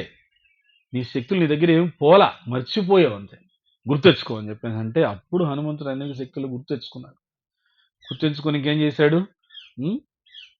ఏమి ఇంకా వెళ్ళడానికి సిద్ధమయ్యాడు అనమాట. వెళ్ళడానికి సిద్ధమయ్యి జాంబవతాది వీరులందరును ప్రేరేపింపగా సమ్మతించెను. లంకేశ్వరుడు అపహరించిన జానకీ మాత జాడ తెలిసి బయలుదేరాడు. అలా బయలుదేరి వెళ్ళి ఆయన లంకా నగరానికి చేరుకొని చక్కగా అక్కడ సీతాదేవి జాడ తెలుసుకొని మళ్ళీ ఎంతో విజయంగా తిరిగి వచ్చి ఆయన విజయంగా అలా తిరిగి వచ్చేది జాంబవంతుడు హనుమంతుడిని చూస్తానే పసిగట్టేశాడు. చూస్తానే హనుమంతుడు సీతాదేవి జాడ తెలుసుకున్నాడు అని మొట్టమొదట క్లెయిమ్ చేసింది జాంబవంతుడే అన్నమాట. ఎందుకంటే హనుమంతుడి యొక్క గుణగణాలు, హనుమంతుడి యొక్క లక్షణాలు, హనుమంతుడి యొక్క క్యారెక్టర్, వ్యక్తిత్వం బాగా జాంబవంతుడికి తెలుసు. ఆయన వ్యక్తిత్వాన్ని, హనుమంతుడి వ్యక్తిత్వాన్ని చెక్ చేసేంత గొప్పతనం, అంత సామర్థ్యం ఉంది జాంబవంతుడు. ఎప్పుడు సరే ఇలా చెప్పాడు కదా, చెప్పగానే హనుమంతుడు ఏం చేశాడు, ఇంకా బయలుదేరేటప్పుడు అందరికీ మరి ప్రయత్నం చేసేటప్పుడు అందరికీ ప్రార్థన చేసుకోవాలి కదా ముందు. మరి ఎగరాలంటే తన తండ్రి అయిన వాయుదేవునకు, సూర్య చంద్ర బ్రహ్మాది దేవులకు, వానరేంద్రుడు మహేంద్రగిరిపై వందనములిడే పూర్వాభిముఖుడై, రామనామమున పరవశుడయ్యే, రోమ రోమమున పులకితుడయ్యే, కాయము బెంచే కుప్పించి ఎగసే, దక్షిణ దిశగా లంక చేరగా, శ్రీ హనుమాను గురుదేవులు నాయద పలికిన సీత రామ కథ, నే పలికెద సీత రామ కథ. ఇంకా ఆయన లీప్ అంటే జంప్ చేయబోతున్నాడు, ఎగరబోతుండగా ఇంకా ఆయన ఎగరబోతుండగా స్టాప్ అని చెప్పాను. ఎవరు? జాంబవంతుడు. చెప్పండి స్వామి, ఏంటి, ఎలా ఎగురుతున్నావు? ప్రసాదం తీసుకున్నారా? ఇందాడ ప్లేట్లో పెట్టారుగా ప్రసాదం, పెట్టారా? ప్లేట్లో ప్రసాదం పెట్టారా? ఎలా తిన్నావు? చేత్తో తింటాం, అది కూడా చెప్పాలా మళ్ళీ అని అంటాం మనం. అయితే ఏమి, ఆయన ఎగరడానికి సిద్ధంగా, ఇప్పుడు తినడానికి నువ్వు సిద్ధంగా ఉండి ఆగా ఎలా తింటున్నావు? ఇది ఒక ప్రశ్న అని మనం అంటాం, మనలాంటి వాళ్ళు అంటాం. హనుమంతులు లాంటి వాళ్ళు అయితే అనరు, జాంబవంతులు లాంటి వాళ్ళు అయితే అడగరు. హనుమంతుడు వెంటనే అర్థం చేసుకున్నాడు. ఎలా ఎగురుతున్నావు అంటే శరీరంతో ఎగురుతాం. ఎలా ఎగురుతున్నావు అంటే ఏ భావంతో ఎగురుతున్నావు అని అడుగుతున్నాడు అక్కడ జాంబవంతుడు. ఎగురుతున్నావు సరే, వాట్ ఈజ్ యువర్ యాటిట్యూడ్? నీ గుణం, నీ భావన ఏంటి ఇప్పుడు? అది కదా ఇంపార్టెంట్, అవునా? ఆ భావన ఇంపార్టెంట్ కదా. అహం సర్వస్య ప్రభవో మత్త సర్వం ప్రవర్తతే ఇది మత్వ భజంతే మాం బుధా భావ సమన్విత. భగవద్గీత చతుశ్లోకి ఫస్ట్ శ్లోకం 10.8 ఐ థింక్. భావ సమన్విత. నువ్వు ఏ భావంతో ఎగురుతున్నావు? జాంబవంతుడు అడుగుతున్నాడు, చెప్పు. వెంటనే హనుమంతుడు అర్థం చేసుకుని యథా రాఘవ నిర్ముక్త శరహ తద్వద్ గవిష్యామి అని చెప్పేసి అన్నాడు. రాఘవుడు ఎక్కుపెట్టి విడిచినటువంటి బాణంలాగా నేను ఎగురుతున్నాను అని చెప్పేసి అన్నాడు. అర్థమైనా? నేను ఎలా ఎగురుతున్నానంటే రాఘవుడు ఎక్కుపెట్టి వదిలిన బాణంలాగా వెళ్తున్నాను. రామబాణం బాణంలాగా. ఎందుకు చెప్పాడు? బాణానికి దిశ తెలియదు, బాణానికి వేగం తెలియదు, బాణానికి ఎగిరేటువంటి దూరం తెలియదు. మరి అవన్నీ ఎవరిస్తారు? ఎవరైతే ఎక్కువ పెడతాడో ఆయన ఇస్తాడు. హనుమంతుడు ఏం చెప్తున్నాడంటే, నాకు దిశ, వేగము, దూరము ఇవేమి నాకు తెలియదు, ఇవన్నీ నాకు ఇచ్చేవాడు ఎవరు? రాముడు. అందుకే రామబాణం లాగా నేను వెళ్తున్నాను అని చెప్పి జై శ్రీరామ్, జై శ్రీరామ్, జై శ్రీరామ్ అని ఎగురుతూ వెళ్ళాడు. అక్కడ హనుమంతుడు ఎగిరాడు, ఇక్కడ మన ఎదురు కూడా ఎగిరిపోయింది. అర్థమైందా? అయిన తర్వాత వీళ్ళే, ఆయన కూడా ఎగిరాడా? ఇప్పుడే చూశాను. ఓకే శాంతి. అయితే అలా చెప్పగా ఈయన జాంబవంతుడు గుర్తుపట్టేసి ఈయన సీతాదేవిని చూసి వచ్చాడు. హనుమంతుడు ఎప్పుడైతే ఈ మాట చెప్పాడో, రామబాణంలాగా వెళ్తున్నానని, వెంటనే ఉన్నాడు జాంబవంతుడు, పచ్చ జెండా, గ్రీన్ సిగ్నల్, ఓకే రైట్ వెళ్ళొచ్చు. అంటే జాంబవంతుడు ఏం చెప్తున్నాడంటే, మీరందరూ జపం చేస్తారు, గ్రంథాలు చదువుతారు, సేవలు చేస్తారు, ప్లీజ్ చెక్ వన్స్ ఏ భావంతో మీరు చేస్తున్నారు. Please check your internal attitude. అంతరంగంలో నీ భావన ఏంటి ఒకసారి చెక్ చేసుకోండి. అందులో సేవాభావం ఉందా లేదా? ఆ! అది ఉందా లేదా? నేనే చేస్తున్నాననే అహంకార భావం ఉందా? నేనే చెప్తున్నాననే అహంకార భావం ఉందా? భగవంతుడు చెప్పించగలిగితే గదా నేను మాట్లాడేదనేటువంటి సేవాభావం ఉందా? చెక్ చేసుకో ఒకసారి. అది జాంబవంతుడు మనందరికీ కూడా చెప్పేది. జాంబవంతుడు కథ చెప్పుకుంటున్నామంటే దాంట్లో మనకు లెసన్స్ ఏంటి? అది గదా ఇంపార్టెంట్. అలా జాంబవంతుడు సహకరించాడు. యుద్ధం మొదలైంది. రామలక్ష్మణులిద్దరూ ఇంద్రజిత్తు బాణాలకి పడిపోయారు. స్పృహ తప్పి. రామలక్ష్మణులిద్దరూ పడిపోగానే ఇంకా సుగ్రీవుడికైతే అయిపోయిందనుకున్నాడు. ఇంక లేదు రాముడు, లక్ష్మణుడు లేకపోతే ఇంకేముందని. వెంటనే జాంబవంతుడొచ్చి సుగ్రీవుడిని "ఏమి అయిపోలేదు. వాళ్ళ ప్రాణం పోలే. అపస్మారక స్థితిలో ఉన్నారంతే. వీళ్ళని తిరిగి పునరుజ్జీవితం చేయొచ్చు."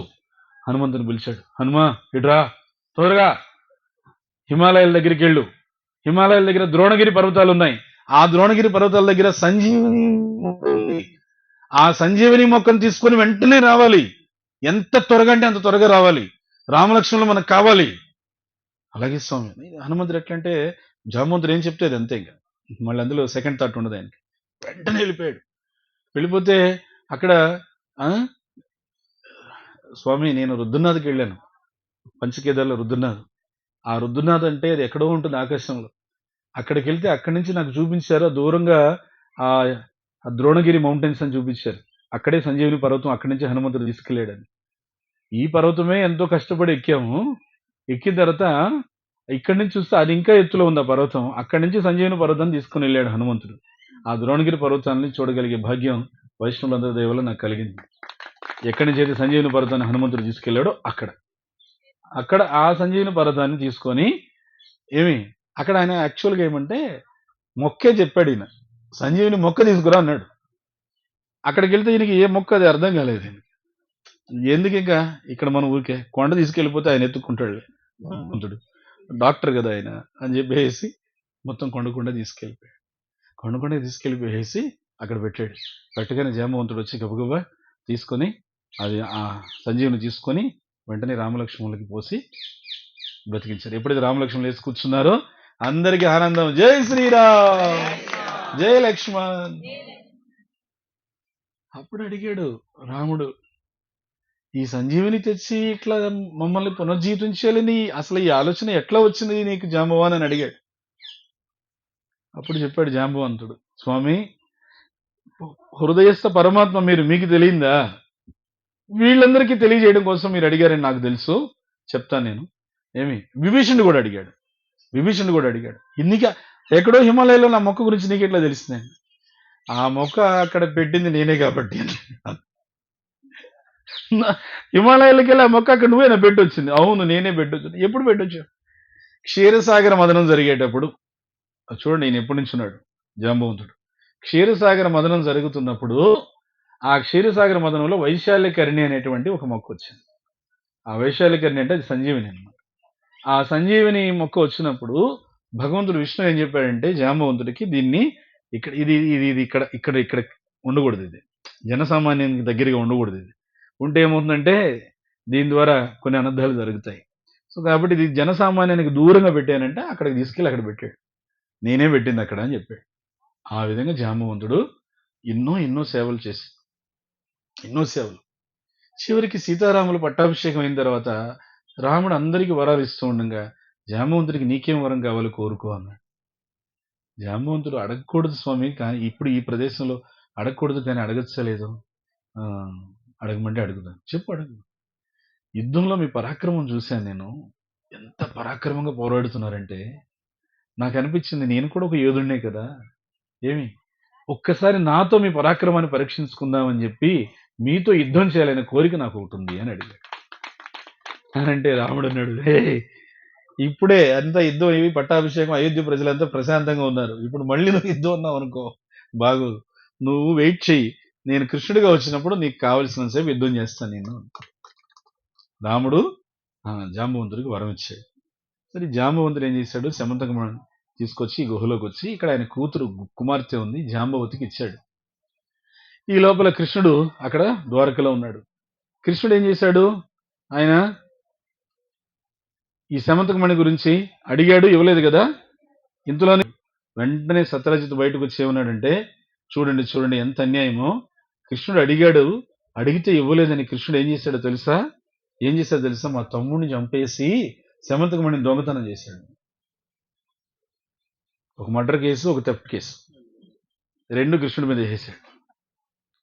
వెంటనే కృష్ణుడు ఆ మాట విని ఆశ్చర్యపోయాడు. ద్వారకావాసులు ఆగ్రహించారు. సత్రాజిత్ ఇంత మాట అంటాడా మా కృష్ణుడిని?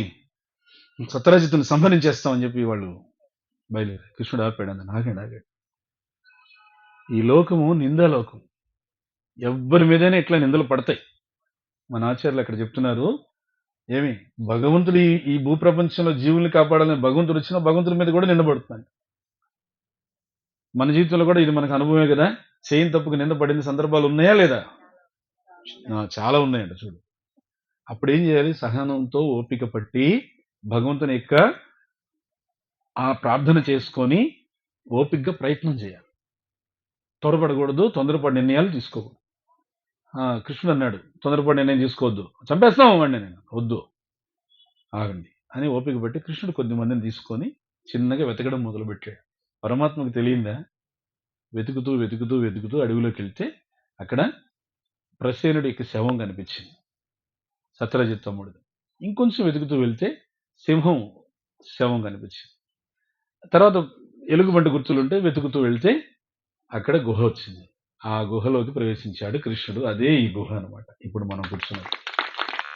కృష్ణుడు ఇక్కడికి వచ్చిన తర్వాత ఈ గుహలోకి వచ్చాడు. కృష్ణుడు వెనకాల మనుషులు ఉన్నారు. కృష్ణుడు చెప్పాడు, ఎందుకైనా మంచిది, బెటర్ మీరు బయట ఉండండి అని వాళ్ళందరినీ బయట పెట్టాడు. బయట పెట్టేసి నేను వెళ్తున్నాను లోపలికి, కానీ చాలా లోపలికి ఉండే గుహ లోపలికి వచ్చాడు. వస్తే అక్కడ ఈ శమంతకమణి పట్టుకొని ఒక బాలిక ఆడుకుంటూ ఉంది. చూశాడు కృష్ణుడు. ఆ శమంతకమణి దగ్గరికి వెళ్ళి నేరుగా శమంతకమణి పట్టుకున్నాడు. వేరమని ఆడడం మొదలుపెట్టింది. ఎప్పుడైతే ఏడుస్తూ మొదలుపెట్టిందో వెంటనే ఎగిరి దూకాడు జాంబవంతుడు. వచ్చి రావడంతోనే వెనక నుంచి కృష్ణుడిని బలంగా గుద్దాడు. ఒక్కసారిగా కృష్ణుడు పడిన తర్వాత చూస్తే జాంబవంతుడు. కృష్ణుడు సరే ఇంకా కానీ అని చెప్పేసి జాంబవంతుడితో యుద్ధం మొదలుపెట్టాడు. కృష్ణుడు జాంబవంతుడు ఇద్దరి యుద్ధం ఏకదాటిగా ఒక రోజు, వారం రోజులు కాదు, 28 రోజులు ఇక్కడ యుద్ధం జరిగింది. ఆ 28 రోజుల యుద్ధంలో కృష్ణుడి యొక్క చేతి దెబ్బలు విపరీతంగా చేతి దెబ్బలు పడి పడి పడి జాంబవంతుడికి దేహశుద్ధి అయిపోయింది. దేహశుద్ధి ఎప్పుడైందో బుద్ధి వచ్చేసింది. బుద్ధి వచ్చేసి, ఇంత దెబ్బలు తిన్నాను, ఈ విధంగా నన్ను ఎదిరించి నన్ను ఓడించగలిగే శక్తి ఎవరికి ఉంటుంది? ఆ భగవంతుడికి కాకపోతే అని అప్పుడు ఆయన చేతులు ఎత్తి మొక్కి, స్వామి నిజంగా ఎవరు మీరు అని చెప్పేసి అడిగాడు. అడిగితే అప్పుడు కృష్ణుడు, నేనెవరో గుర్తుపట్టలేదా జాంబవాన్, నేను నీవాణ్ణి అని చెప్పి శ్రీరాముడిగా దర్శనమిచ్చాడు. అప్పుడు రాముడికి దర్శనం ఇవ్వగానే అప్పుడు జాంబవంతుడు గుర్తుపెట్టుకున్నాడు, నువ్వే స్వామిని వరం అడిగారు, నేనే యుద్ధం చేయాలని, ఆ కోరిక తీర్చేశాడు, ఇప్పుడు నాకు అర్థమైంది అని చెప్పేసి జాంబవంతుడు చేతులెత్తి, నేను నాకు మోక్షాన్ని అనుగ్రహించండి స్వామి, ఎప్పటి నుంచి యుగ యుగాలుగా ఉన్నా నేను, క్షీరసాగర మదనం జరిగేటప్పుడు ఉన్నా, వామనమూర్తి లీలల్లో ఉన్నా, రామావతారంగా వచ్చినప్పుడు ఉన్నా, ఇప్పుడు ఇది కృష్ణుడుగా వచ్చావు నువ్వు, ఇప్పటికైనా నాకు మోక్షాన్ని ఇవ్వండి. కృష్ణుడు ఆయనకి, నేను నీకు మోక్షాన్ని ఇస్తున్నాను అని చెప్పేసి ఆయన దీవించాడు. వెంటనే పరిగెత్తుకుంటూ వెళ్ళి జాంబవంతుడు తన కుమార్తెని జాంబవతిని తీసుకొచ్చి, ఈ జాంబవతి నీదే, శమంతకమణి నీదే అని చెప్పి ఇచ్చేసాడు. ఇది 28 రోజులు జరిగింది. బయట ద్వారకావాసుల బంధువులంతా ఎదురు చూస్తున్నారు. ఇక్కడ 12 రోజులు ఎదురు చూశారు. లోపల నుంచి ఏమీ శబ్దం లేదు. వాళ్ళు ఏమనుకున్నారంటే భయపడిపోయారు, లోపల ఏదో జరిగింది, కృష్ణుడికి ఏదో అయింది జరగరాదని.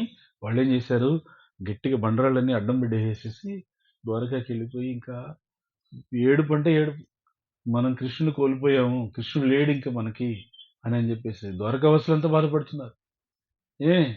12 రోజులు, 28వ రోజున జాంబవతిని శమంతకమణిని తీసుకొని కృష్ణుడు అక్కడికి వచ్చేసాడు ద్వారకలోకి. రాగానే బోలో జాంబవతి ద్వారకాధీశకి, జాంబవతికి కృష్ణుడికి గొప్పగా కళ్యాణం జరిగింది.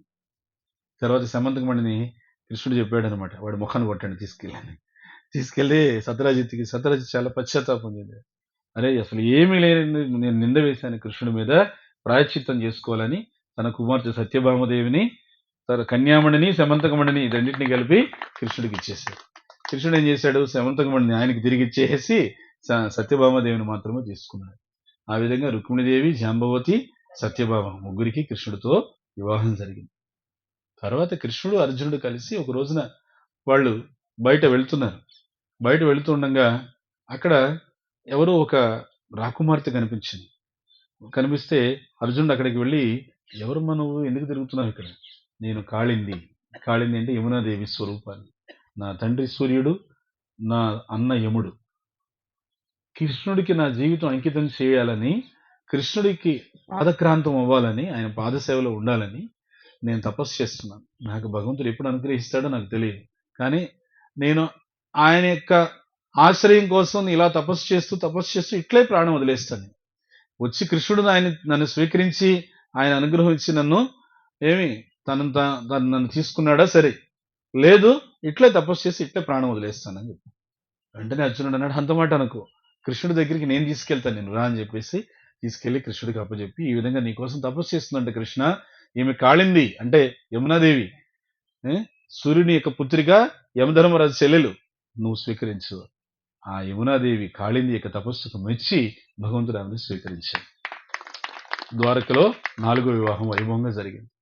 తర్వాత మిత్రవింద. ఈ మిత్రవింద అంటే ఎవరు? ఈమె మీరు ఇంతకుముందు అక్కడ ఉజ్జయిని వెళ్ళారు. ఆ ఉజ్జయిని రాజ్యం ఆమెదే అనమాట. ఆ ఉజ్జయిని రాకుమార్తె మిత్రవింద. ఆమె ఏం చేసింది?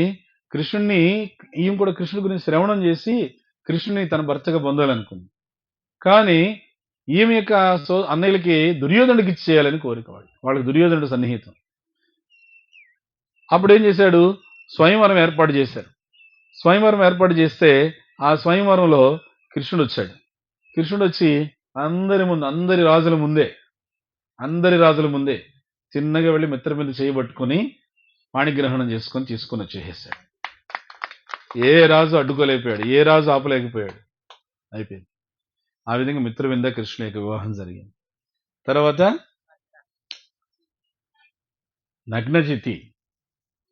నగ్నజిత అనే రాజు కుమార్తె. ఈ నగ్నజిత అనే రాజు కృష్ణుడికి భక్తుడైన, తన కుమార్తెకి కృష్ణునిచ్చి వివాహం చేయాలనే కోరిక. కానీ స్వయంవరం లేకుండా ఇవ్వకూడదు, స్వయంవరం ఏర్పాటు చేయాలి. సో స్వయంవరం ఏర్పాటు చేశాడు ఆయన. ఆ స్వయంవరానికి ఒక పరీక్ష ఏర్పాటు చేశాడు. పరీక్ష ఏర్పాటు చేసి స్వయంవరం అంతా ఏర్పాటు చేశాడు. అందరు రాజులు వచ్చారు, కృష్ణుడు కూడా వచ్చాడు. కృష్ణుడు వచ్చి ఏం చేశాడు? వచ్చి రాగానే కృష్ణుడు, ఎక్కడ నగ్నజితి?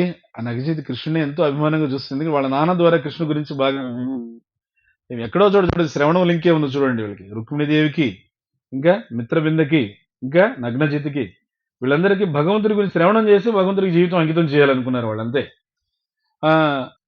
కృష్ణుడు చూడగానే ప్రాణాలు వేసి వచ్చింది ఆమెకి. కృష్ణుడు వచ్చాడు. కృష్ణుడు ఎవరు వైపు చూడలేదు. కృష్ణుడు నేరుగా వెళ్ళాడు, నగ్నజిత్ చేయబట్టుకున్నాడు. పదబోధం.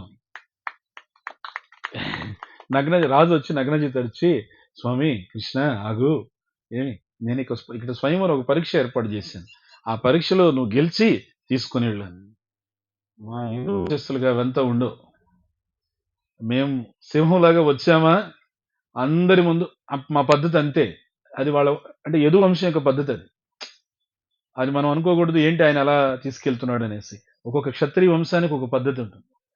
ఈ యదువంశ పద్ధతి ఏంటంటే, వస్తారు ఎవరైనా ఆపచ్చు వాళ్ళని, ఏ రాజులైనా ఆపచ్చు, అందరూ రాజులు కూడా ఒకేసారి దాడి చేయొచ్చు వాళ్ళని, ఏం పర్వాలేదు. యదువంశస్థుల పద్ధతి అది, స్వయంవరంలో వాళ్ళ విధానం. సో కృష్ణుడు అన్నాడు, మా యదువంశ పద్ధతి ఇది, సింహంలాగా వస్తాము, తీసుకుని వెళ్తాము, ఎవరు ఆపుతారో ఆపచ్చు అని. కానీ రిక్వెస్ట్ చేశాడు ఆయన, అలా కాదు, ఈ స్వయంవరం పరీక్షలో నువ్వు నెగ్గి తీసుకెళ్ళచ్చు. సరే, నా భక్తుడు కాబట్టి నువ్వు కేవలం నా భక్తుడిగా నువ్వు అడిగిన దానికి నేను ఈ పరీక్షలో పాల్గొంటున్నా. నాకు పరీక్షలు ఎంత పట్టవు, పరీక్షలు పెట్టేవాడిని కాదు, పరీక్షలో పాల్గొనేవాడిని కాదు నేను అని చెప్పి కృష్ణుడు ఆయన కోసం ఆ పరీక్షలో పాల్గొన్నాడు. ఏమిటో పరీక్ష? 7 భయంకరమైనటువంటి ఎద్దులు ఉన్నాయన్నమాట. ఆ 7 అసలు వాటిని ఎవరు కంట్రోల్ చేయలేరు. ఆ 7 భయంకరమైన ఎద్దుల్ని ఎవరైతే నిగ్రహించి కంట్రోల్ చేస్తారో వారికి నా కుమార్తెనిచ్చి వివాహం చేస్తానని నగ్నజిత్తున్నాడు. సో కృష్ణుడు ఏం చేశాడు? 7 ఎద్దులు వచ్చాయి. ఆ 7 ఎద్దులు అది ఎవరి వల్ల కాల. అప్పటికి చాలా మంది రాజకుమారులు ప్రయత్నం చేశారు.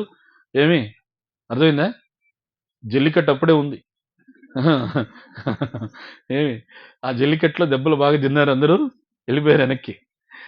ఎవరు ఏడిటిని ఒకటే ఎలా కంట్రోల్ చేస్తారు? ఎవరి వల్ల కాదు. అప్పుడు కృష్ణుడు వచ్చాడు. కృష్ణుడు వచ్చి ఏం చేశాడు? ఏడిటిని చూశాడు. 7 ఎద్దులు వస్తూ ఉంటే పక్కన ఒక్క కృష్ణుడు 7 మంది కృష్ణులుగా విస్తరించి ఆ 7 ఎద్దులను పట్టుకున్నాడు. 7 ఎద్దులను పట్టుకొనేసి వాటి ముక్కుతాళ్ళు వేసేసాడు. ముక్కుతాళ్ళు వేసి 7 తాళ్ళని కలిపి ఒక తాడుగా పట్టుకొని 7 మంది కృష్ణులు మళ్ళీ ఒక్కడిగా వచ్చేసారు. ఒక్కడిగా వచ్చేసి ఒకే తాడు పట్టుకొని 7 ఎద్దుల్ని లాక్కొని వచ్చాడు అనమాట.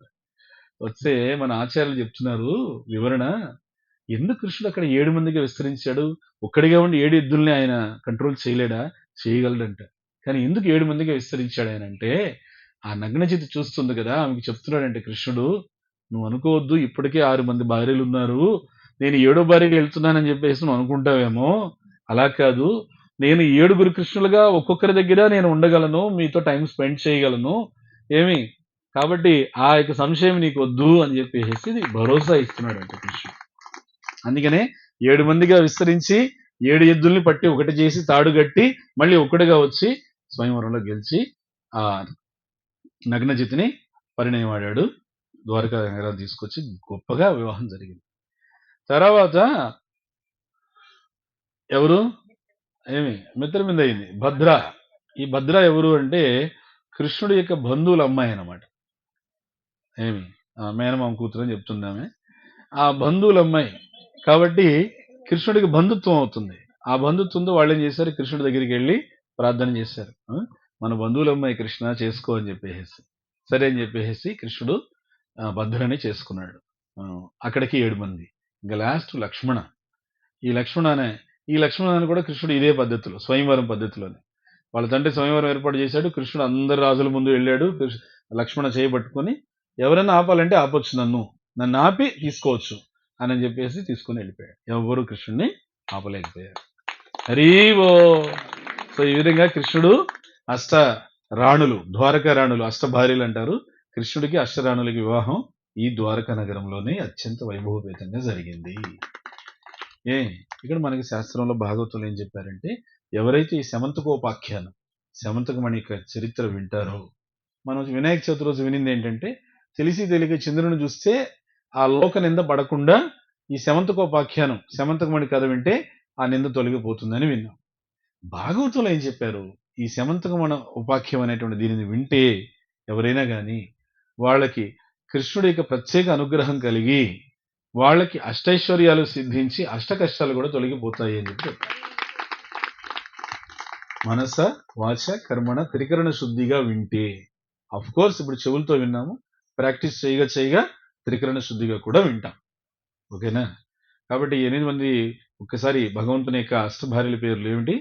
రుక్మిణీదేవి, జాంబవతి, సత్యభామ, తర్వాత కాళింది, తర్వాత మిత్రవింద, నగ్నజితి, ఇంకా భద్ర, లక్ష్మణ.